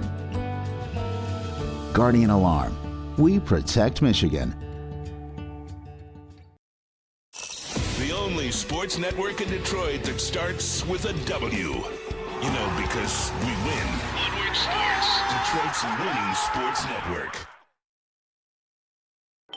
We're back here on the Morning Woodward Show, woodwardsports.com. And if you're listening live on our website or on our YouTube channel, don't forget to subscribe to our YouTube channel. If you're on the website, check out all the latest news, articles, updates, show clips, and merchandise. But again, if you can't watch live, it's okay. You can still download our podcast, leave a 5-star review, available everywhere you listen to podcasts. Sam Flannel, sticking with us, just took a W in trivia. Hey. Slight W, maybe some controversy, all right? Maybe some things that people are on the social media is talking about. I say referees got involved. There's some mishaps. You're one of those people. It's okay. We'll just like Michigan fans. I'm gonna blame the referees. How about that? Can I do that? Accountability is something that would look really nice on you, Jeff Iafrate. I'll just say that. You're not wrong, Sam Flannel. But I want to bring up an interesting discussion because I just saw this, and thanks to JB for setting this through yesterday. It was Kelvin Shepherd talking about Jack Campbell and how he isn't a lock to start in his rookie season because he mentioned how Derek Barnes actually, I believe, texted him as soon as Jack Campbell was drafted and was fired up to have him because, again, he added more talent in the linebacker room. But the question I have isn't about it, does Jack have the talent to start or the Lions linebacker room? Sam, I'll just be straight up with you. Is it a disappointment if Jack Campbell doesn't start immediately? Of course it is, because my thought is that Jack Campbell comes in and is your most talented linebacker right away. I mean, we obviously love what Malcolm Rodriguez did, but he was a 6th-round rookie who obviously played great. But he was nowhere near the prospect that Jack Campbell is coming out of college. And Alex Anzalone, as much as we appreciate what he did last year, I think he changed a lot of people's minds. I thought coming into the season that he was one of the weakest starters of any position player in all of the NFL. But he had a damn good year. But still, I think that Alex Anzalone, with all due respect, is kind of a try-hard guy. Jack Campbell was drafted number 18 overall as a linebacker in a pick that wasn't super well received at first by a lot of people, but as time went along, we're like, yes, it's a position of need. The Detroit Lions linebacking core was somewhat weak last year, and coming into the season, Jack Campbell was picked for a reason. But if he's not even a starter, I don't know. I would like to choose to believe that Derek Barnes just took a big leap because he actually did show some things at points last year. Right. Because I was ready to write Derek Barnes off, but then he had a couple of good games. I'm like, okay, we might have something.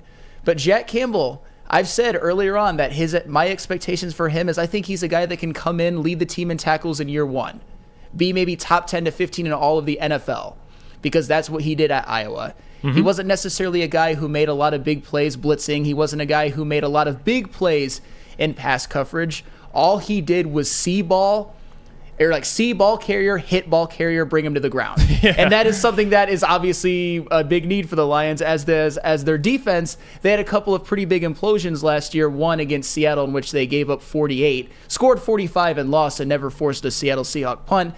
And then at the end when they were actually on that run, the game that cost them a playoff spot was giving up over 300 rushing yards to Deontay Foreman and Chuba Hubbard and the Carolina Panthers. Yeah, I think when you're drafted number 18 overall to a position group that is weaker, you got to start right away.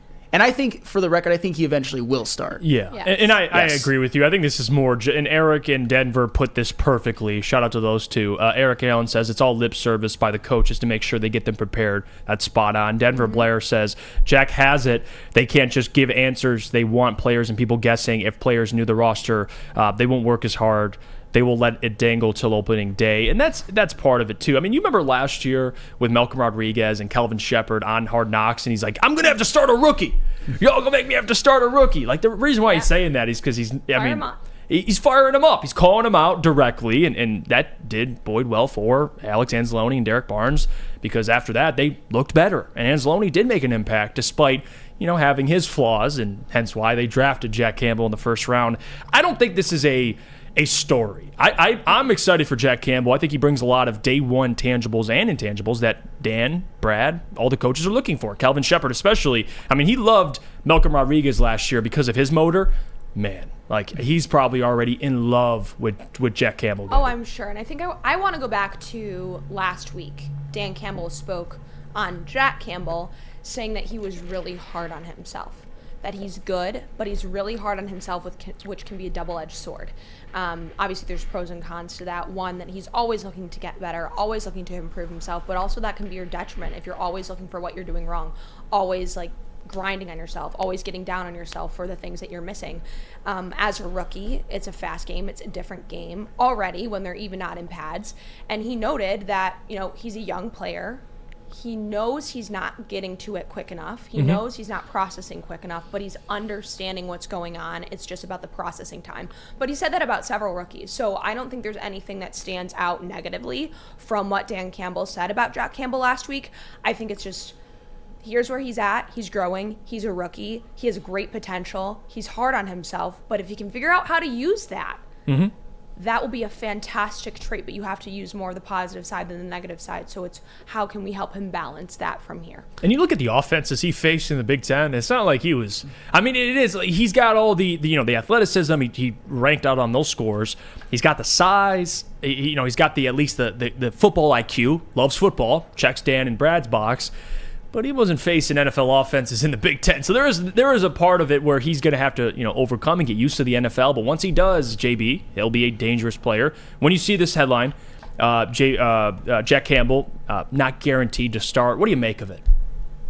I think it's fair because, as Shepard said, he's trying to put the best players out there on the field. Not to say that Jack Campbell won't be a starter eventually, probably midway through the season, but just as of right now, he's just not seeing everything that he wants to out of Jack Campbell to start him in week 1, which I honestly think is fair. You have to earn your spot out here on the field. I know Rodriguez is, nursing an injury right now, so Derek Barnes and Alex Anzalone are getting the bulk of these starting reps right now, which is fine. I think it's just going to take Jack Campbell a minute just to get his feet adjusted to the NFL lifestyle and to the position out here playing with these other two athletes. So just give him some time. I think midway through the season, you'll see a switch, whether that'll be Rodriguez and Campbell or Anzalone and Campbell out there. But it's just going to take some time. As of right now, he's just trying to put the best lineup out there possible. So this is just, as Gabby said, hype to get him pumped up a little bit more. Yeah, and this isn't last year, right, where you could throw a bunch of young players out there and to let them figure it out. Like, the expectations this year are to win your division, for me at least. I know Adam disagrees, but win a playoff game. I think that's a fair expectation. And more than that, win your division. So, again, they're going to be able to do that. They're favored to do that. But you can't always just guarantee rookies to start if you're in that type of position. But Lucas, Jack Campbell, what do you think of him? You think of the comment by Kelvin Shepard, he's not guaranteed to start. And what do you think Jack Campbell, what his season looks like for the Lions? I think there's no doubt that we'll see Jack Campbell start again. Like all you guys said, this is just Coach Shepard kind of hyping him up, letting him know that you're just not going to walk in, be a first-round pick, and start. But that being said, if you're a first-round pick and you don't start, you're already in the bust category. I don't care what position, outside of a quarterback, if you are drafted in the first round and you don't play by at least week 2, like you're not starting, there's an issue there. And I think with all the noise that's surrounding Jack Campbell to begin with, just because the type of linebacker that he is being taken at 18, there's no chance that he doesn't start. But if he doesn't, it would be bad. It would be very, very bad for the long run of this team. That's a good point, because everyone's so much on the Jack Campbell train after everyone had an opportunity to sit with the draft. Mm-hmm. Everyone was hyped for Jack Campbell. We saw that immediately when we had our first opportunity to meet with them with the media. Everyone was so excited to talk with him. And in his interview, he just gave the media everything that they wanted to hear. So I'm like, okay, if this is where we're at with him, maybe this being the first negative, but not really negative, because honestly it's applicable to everyone. You're not necessarily going to start. Maybe this is the first thing that's going to be the chip on his shoulder that he needs to say, I need to get after it. Like, I need to work even harder. I'm just hoping it doesn't switch to that negative way if he's already being hard on himself. Yeah, this seems like a common theme with players that at least Brad's drafted, or players that Dan and Brad have brought in, is guys that have chips on their shoulder, guys that have chips on their shoulders, but also guys that can handle adversity. And that's been a pretty common thing. I think Jack Campbell, hearing this comment, if anything, it fires him up even more. So there's no worry for me. You see him in minicamp and OTAs, trying out the green dot. So the fact that he's even getting time with the green dot and calling plays on defense, making sure everyone's in the right position, that's grooming him to do what? Start at linebacker for the Lions. So I think there's a future there. Maybe not week 1, but no doubt, like Lucas alluded to, week 2, week 3, he's going to be in there sooner than later, Sam. Yeah, and Lucas kind of said something that I think is we all kind of want to say, but we don't want to sound mean, that if he's not a starter, at least at the beginning of the year, it's kind of like, oh snap, what did we just do? I'm not saying that you can't improve from that point, but there was also a certain guy who got drafted pretty high by the Detroit Lions and wasn't starting at the beginning of his career, and it turned out to be pretty prophetic, and that was one Jeff Okudah. I'm not saying that Jack Campbell is Jeff Okudah. I'm just saying But your point is, if you're not making an impact immediately, there's concern. Jack Campbell was drafted to be an impact player on day 1, and he's also, unfortunately, it's a tough spot because the Lions are expected to win. But also, Jack Campbell is expected to be the leader of a defensive unit from day 1. That's tough. Yeah. And there's no room for growing pains, at least at a team level. Yeah, you know what? Jack Campbell seems to be, at least to me, an outdoor guy. But what about Outdoor Equipment Company, which I can enlighten Jack Campbell about? And let me tell you about outdoor equipment, because your childhood may be over, but playtime is not. Outdoor Equipment Company is your source for outdoor power equipment sales, service, and parts. Carrying top brands such as Bad Boy, LS Tractor, Still, and much more. Servicing the Great Lakes region with locations in Metro Detroit and Greater Lansing. For more information, visit them at OutdoorEquipCo.com. Outdoor Equipment Co., your power equipment playground. Big Boy Strawberry Fest has officially arrived, and we're here to show you the very best flavors of the season. Satisfy your sweet tooth with our deep-fried vanilla Oreos, strawberry hot fudge cake, and a slice of our classic strawberry pie. But that's not all. Cool off on a refreshing summer splash salad, or savor the flavors of our chicken Caesar wrap and strawberry bacon chicken wrap. And for breakfast lovers, don't miss out on our strawberry hotcakes or our mouth-watering red velvet waffle. Strawberry Fest is something for everyone. Celebrate the sweet season with us at Big Boy. We are the network for Detroit by Detroiters. Welcome to the Woodward Sports Network.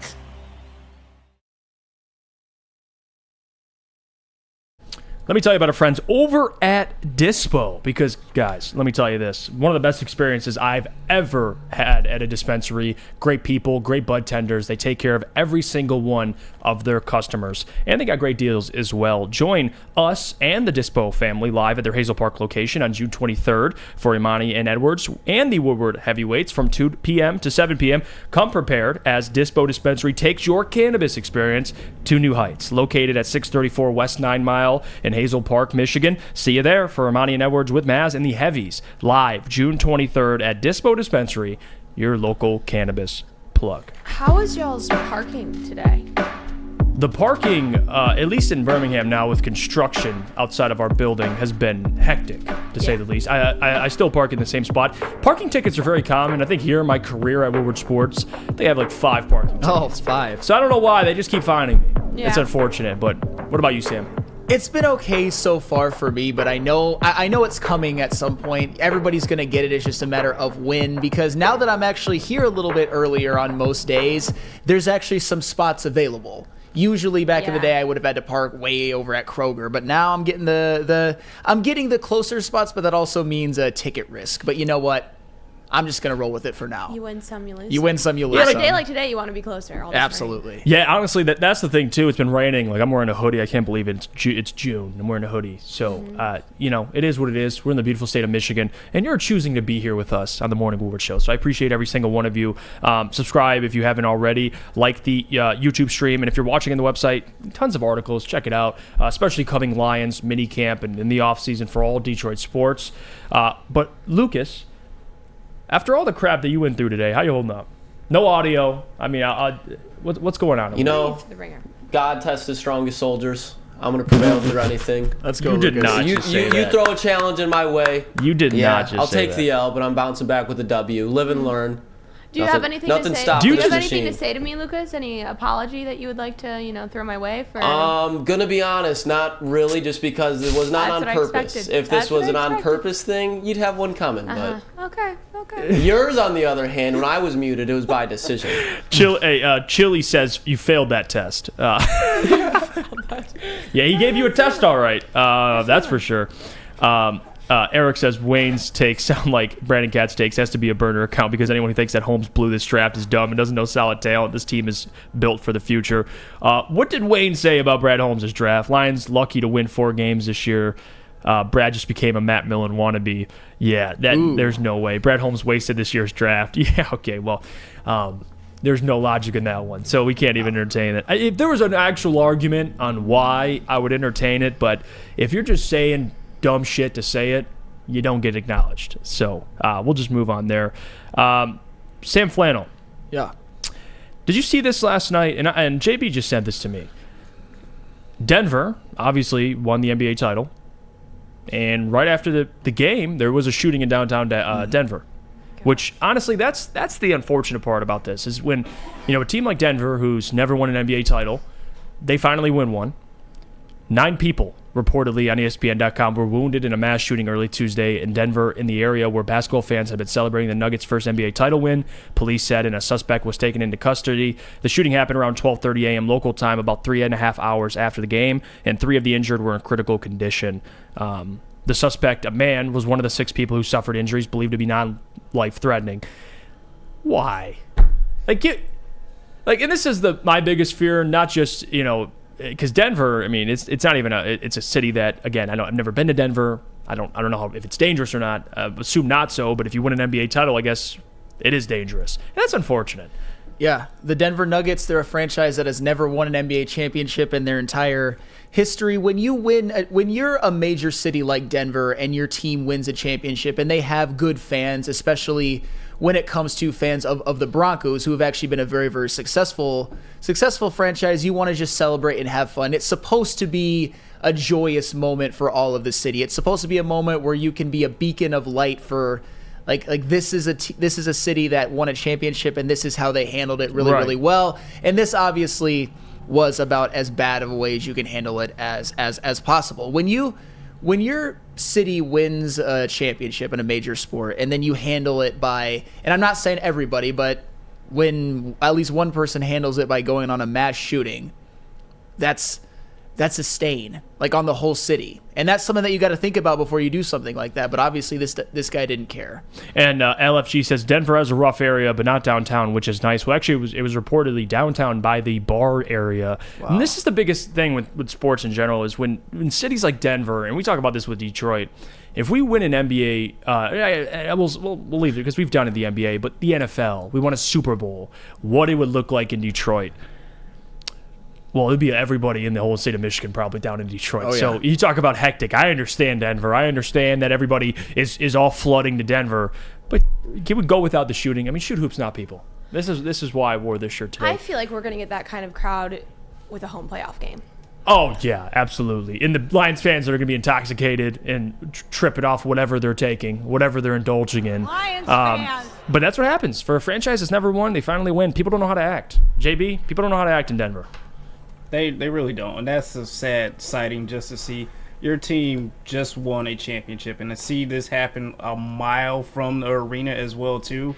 That's not right. That's so wrong because that night was supposed to be about them celebrating. It's been over 40 plus years since the Nuggets were really relevant in the NBA world, and now to have this happen, now it's a stain on your championship. Yeah, we won, but also a lot of people got hurt that night as well too, so that it's just sad to see.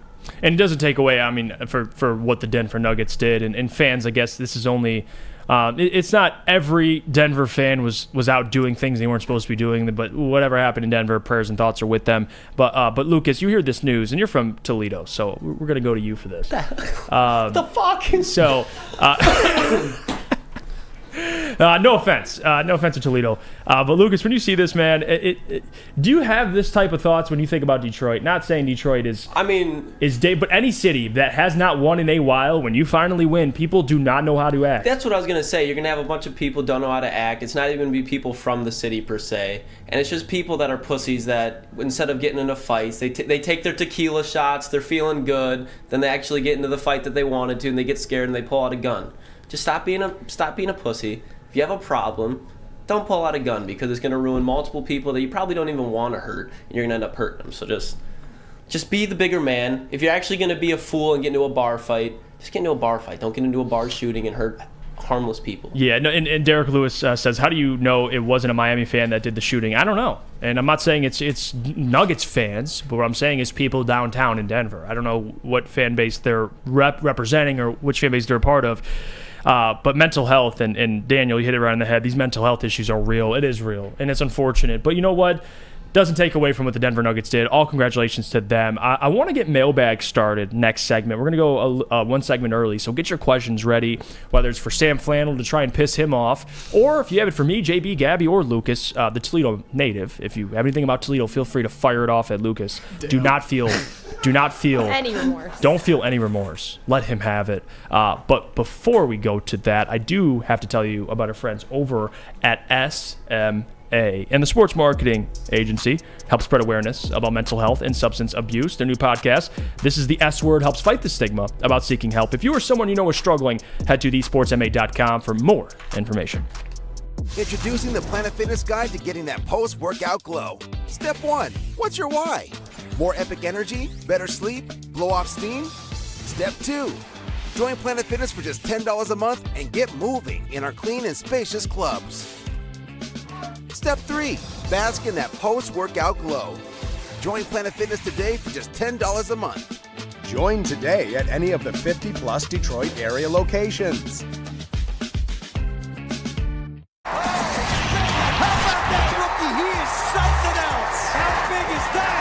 of Detroit's sports teams live on Woodward. All of Detroit's sports coverage lives on Woodward Sports. Driving the best in Detroit sports coverage.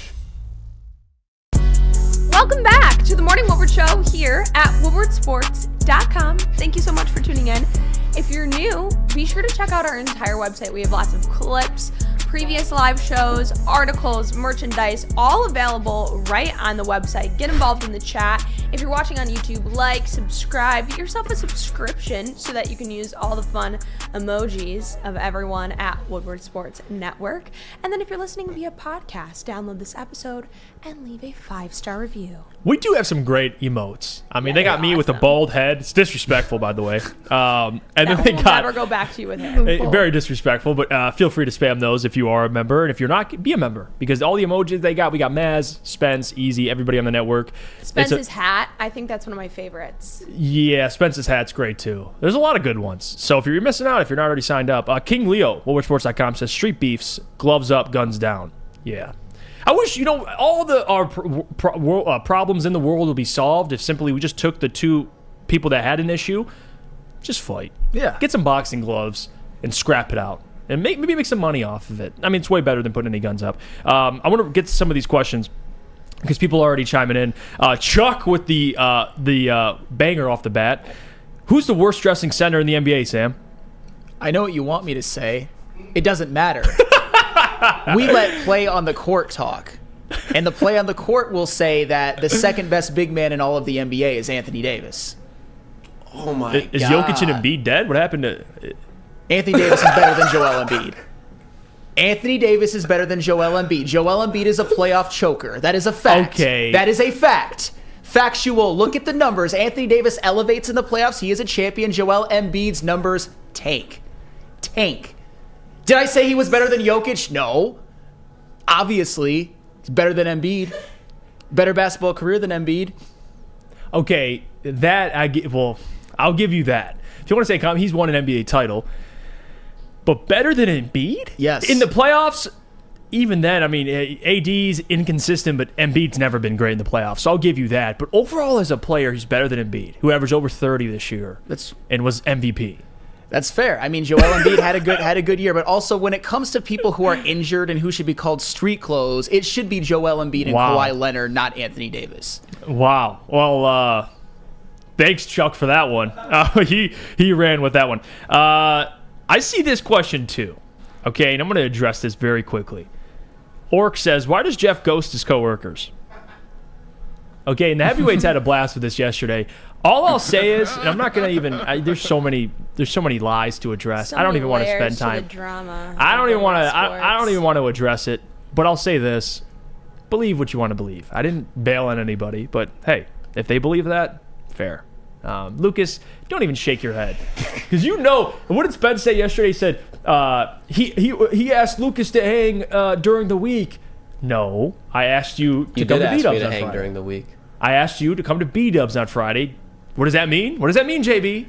The plans were already set in place. That's what that means. I didn't ask Lucas to hang on Friday. I said, Lucas, come to B-Dubs on Friday. Anyway, we're getting over that. Now you got me down that rabbit hole. This is just dragged out. It's Tuesday. I think we got to just... No, it's over. It's over. I was going to address it, but Orc had the question. Okay, John Lord, mailbag. Who knows more basketball knowledge, Lucas or Flannel? Lucas, you want to answer that one? I was going to give Flannel all the cards in the world there, but after that AD being the best big in the league, No. I said second. I didn't say better than Jokic. Duh. No. You said he was the second. You said he was behind Jokic. Yes, second best big man in the NBA. Over Embiid. Over Embiid. Dude, not maybe like 3 years ago, yeah. Well, I would say probably until like last year, yeah. But if Anthony Davis wasn't with LeBron and he was like carrying his team, he had James Harden instead of LeBron. He's not. There's not a damn thing that you could say about Anthony Davis on sturdy legs anymore. I mean, Anthony Davis does have 4 first-team All-NBAs with New Orleans. I understand but they we're didn't in win 2023 right now. I understand that. Active. You think he's the second best active? I understand that, and I will give you the nod though. You know way more on the on the basketball board than I do. John, you knew what you were doing. See, John's smart. He knows exactly Joel what Embiid he's shot doing. 18% from 3 in this playoffs. Here That's we go. factual, and he actually shoots threes on 3 attempts per game. That's called hurting your team.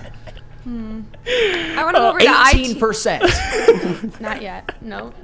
What were you saying? Is he done? I'm going to another question. I don't want to stop you. Go another question. Because I don't want to stop a flannel rant after seeing your Big D explosion on Big D energy. It was just...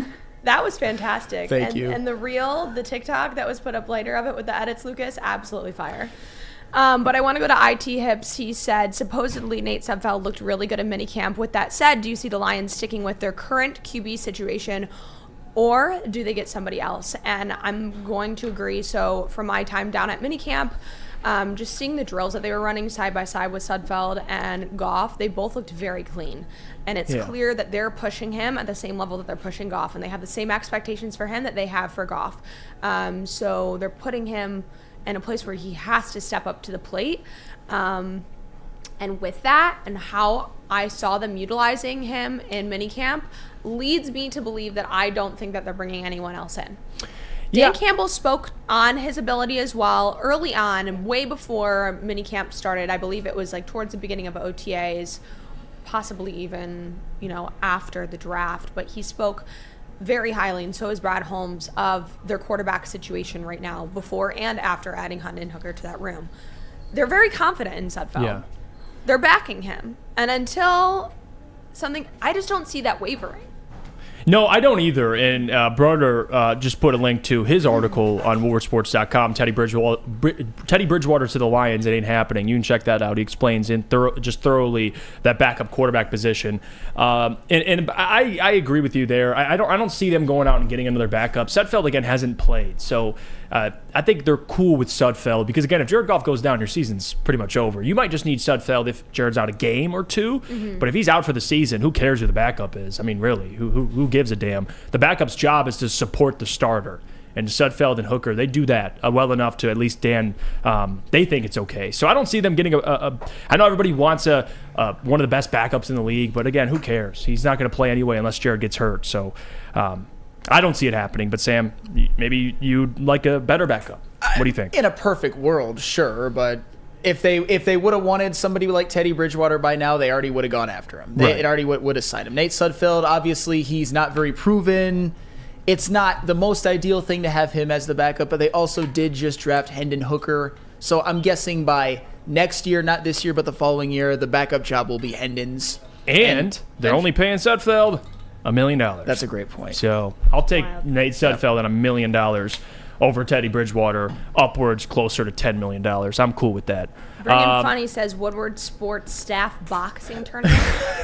Oh, yeah. No, well. The scared look in your eyes, Flannel. I saw it there. Sam? Who would we put up against each other in this? Obviously, the heavies against each other. Who's in my weight class, approximately? How much you weigh? I'm about 185. Actually, Jeff, you're probably pretty you're close. looking at him right now. Hey. I think I'm 185. Wow. So me and Sam Flannel duke it out over AD over Embiid. Gabby We'll just do Lucas. that. There was a question I wanted to answer that Chuck asked. Mailbag Jeff, why do you ghost Kool-Aid and Rod most of your weeks on the podcast? Have to be fair. Okay, I want to address this one too. Real quick. You're the start of all the drama. You realize this. I know.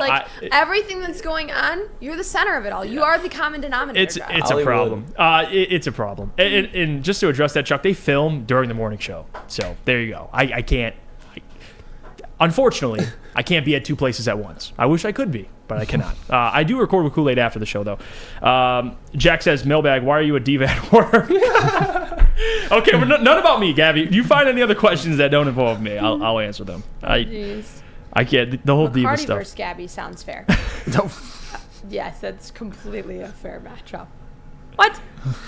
Jack, I will address you once again. Gabby, early thoughts on FSU versus Clemson that you keep resending in there. I saw you just take it away, and now you're going to put it in again because you throw it in there in the chat every single mailbag. I'm not giving my thoughts yet. It is way too early. College football is inching closer, but I still need to gather my thoughts. I need to look at what's been happening in the spring. Look at the I haven't been paying attention to Clemson too much. I don't want to give them my energy, so I have to properly evaluate as the season comes closer. So I will let you know when I'm ready to share my thoughts with you. And we're going to do more mailbag coming back after break. But, Sam, if I got to get a haircut, where's the best place to go to? Well, we all know it's Lady Jane's. They always have me looking fly, as always. And you know what? I go to any of the stylists because they all do such a great job. And you all can go to Lady Jane's, too. You can walk into any Lady Jane's for any award-winning haircut experience and automatically enter for your chance to win not one, but 2 vehicles of your choice, courtesy of Les Stanford Buick GMC of Ferndale. That's right, 2 cars, one for you and one for your wife, girlfriend, or best bud. Lady Jane's open 7 days a week. Walk in anytime. It's wicked awesome. The sports marketing agency would not be who we are without great community partners like Higuera Health and Carol Zaniga. It's an awesome opportunity to partner with your organization. Higuera Health is a comprehensive behavioral health organization. We serve children through older adults with mental health, substance use, and developmental disabilities across Western Wayne counties, and really excited to now be in downriver communities as well. Give us a call at 734-458-4601. You have an opinion? Make sure it's seen and heard. Corner, jumper, tweet us, hop on the YouTube chat, slide in the DMS at Woodward Sports on all social media. On the Morning Woodward Show, thank you for sticking with us, woodwardsports.com. If you're watching via our YouTube, subscribe, leave a like, show some support, comment whether you love us, you hate us. We love reading all the comments as well. And again, if you're listening on the website, which you should be doing, check out our articles. Articles from our wonderful writers, live scores, everything. Merchandise, which you can find, and I'm telling you, the merchandise, we're cooking. And we got some new things coming up down the pipeline, so be ready for that. But we're going to get back to mailbag. We have new stuff dropping every week. I know, they don't quit. New designs every week, and they're all very good. Yeah, the design team is they're on one. They're pumping out designs. Big Con 51 asked mailbag offensive rookie of the year predictions. Sam, what do you think? Offensive rookie of the year, I got to go Beydoun Robinson. Mm-hmm. I think Beydoun Robinson might be one of the best backs in the NFL day one. That's fair. Wouldn't shock me if he had 1,400 yards. Yeah, I like Beydoun a lot. I think Jameer, the problem with him is he's not going to get the touches Beydoun's going to get. So for Jameer, it would have to be on the receiving side of things. Maybe he gets, 500-600 yards receiving. If he does that and he gets 600 yards rushing, then maybe he has an argument. Beydoun, to your point, he's going to get 1,000 this year. 100%. I mean, Algier got 1,000 last year. Yeah. So I think Beydoun's a fair play there. JB, you want to answer this question? Offensive rookie of the year, is Beydoun the favorite for you? Or you got anybody else? Oh, no, it's definitely Beydoun. I think Jameer will get top 3 votes, but yeah, Beydoun's going to have every opportunity in Atlanta to go off, so it's all on Beydoun. Lucas, you always have some random-ass pick for offensive rookie of the year. The Beydoun's, who's your Lucas's sleeper? Clayton too. Don't say Clayton too. I'm not going to say Clayton too, sicko. but it's a sleeper, but I feel like Bryce Young, I think he's in a good position. He's got weapons around him. I think they're going to utilize Miles Sanders how he always should have been. Yep. He's a 3-down back. He can do it all. Playing in the NFC South, I think he's going to get 7-8 wins. I think Jonathan Mingo, the wide receiver they drafted out of Ole Miss, is really good, and he's going to help him out a lot. Those guys are both rookies, both coming out of the SEC. So I think it's going to be Bryce Young. Although Beydoun and Jameer, both very good picks, but when a quarterback performs well, they really lean hard. quarterback. Yeah, so that's why I think Bryce Young is kind of like, it's a sleeper, but it's not. Brendan Harris got my Woodward sweatshirt a week or so ago. One of my favorites coming out of South Carolina. Appreciate you, Brendan. Hope you enjoy that sweatshirt, man. I want to know what one he got. Yeah, I'm curious. Comment down below which one you got. Next question. Shane D. mailbag, was Sam a lumberjack in a previous life? Sam, were you a lumberjack in a previous life? Not that I know of, but it wouldn't shock me or anything. It's just something, you know how sometimes you just feel like something is ingrained in you and you have no real control over it? So yeah, maybe that's what my previous life kind of rearing its head at some point. Alex Lee says, mailbag, Gibbs got a 95 speed for Madden 24. Whew. What would Jeff's and Flannel Sam speed rating be? Mine would be... Oh my God, mine would be in the 20s or something. I'm not an athlete. I've made that very, very clear. I'm probably one of the worst athletes in the building. I'm not. Yeah, I don't have quickness, but I do have longevity. Like I can run, but not at Jameer Gibbs level. Give me like 83. 80. Damn. What? Give me 83. I don't know why 83. I'm just going with 83. It's like I'm Humble like yourself. you're looking at him. Seems really high. You're like, that guy's moving, but he's not moving as fast as others. He's just kind of going. It's like you know? James Conner speed. You ain't James Yeah. Conner speed. You ain't James Conner speed. You're like Dan Skipper speed. No, I'm not. I'm not going to sit here and lie to you. I mean, I'm not. No.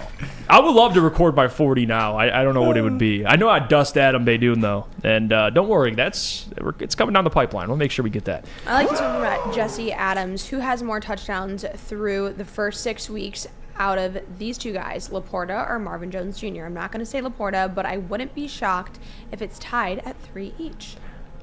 I think that's a very fair take, Jesse. If you're going between those two players, I think without Jamison Williams, Marvin Jones is going to benefit. But again, there's Josh Reynolds too. And the chemistry that Jared already has with Josh Reynolds, I can't just assume Marvin Jones is going to come out and have more touchdowns. But Sam Laporta, it is also tight end by committee, so that's a good question. I'm going to lean Laporta because I'm super high on him. I like Laporta a lot. I'm going to lean towards Marvin Jones. I've said from the beginning that, and this isn't a bad thing, that I don't think Sam Laporta is going to be super productive this year. Most rookie tight ends are not. And I think even though he is the best tight end on the team, or will prove to be the best tight end on the team, he will still, some of his targets will go to Brock Wright, James Mitchell, Shane Zylstra. So give me Marvin Jones. I think it's a fair question because both guys are going to get, there's other players that might get more targets than they do. But Sam Laporta, I think by the end of the season, you'll know he's tight end number one. Maybe not initially. Apex Predator, mailbag, do we actually buy the hype coming out of Lions minicamp or chalk it up as just football in June? I think it's kind of a little bit of both. I think part of it is true, and there's a lot of excitement, and rightfully so, Gabby, you've been down there, but part of it is also just football in June. We got nothing else to be excited about, right? Exactly. I mean, we potentially have the last NHL game of the season Oh my gosh. tonight. I think it will be, NBA by the way. is completed. We have the Tigers, who are where they are, and then, Lions minicamp was the most exciting thing I think to happen this summer so far. So that's crazy for Detroit. So we gotta take what we can get, right? Yeah. Absolutely, especially during this time in June. It's a slow time of the year. Mr. Ray says mailbag. Why is Flannel Sam's favorite Piston of all time Tony Snell? Is this true? What is this about? Is your favorite Piston of all time Tony Snell? Can you confirm or deny this? I can deny that 100%. Tony Snell. Mr. Ray. Oh my! Wow. Erroneous. JHTV, appreciate you, bro, for tuning in, man. Chase Young for a third.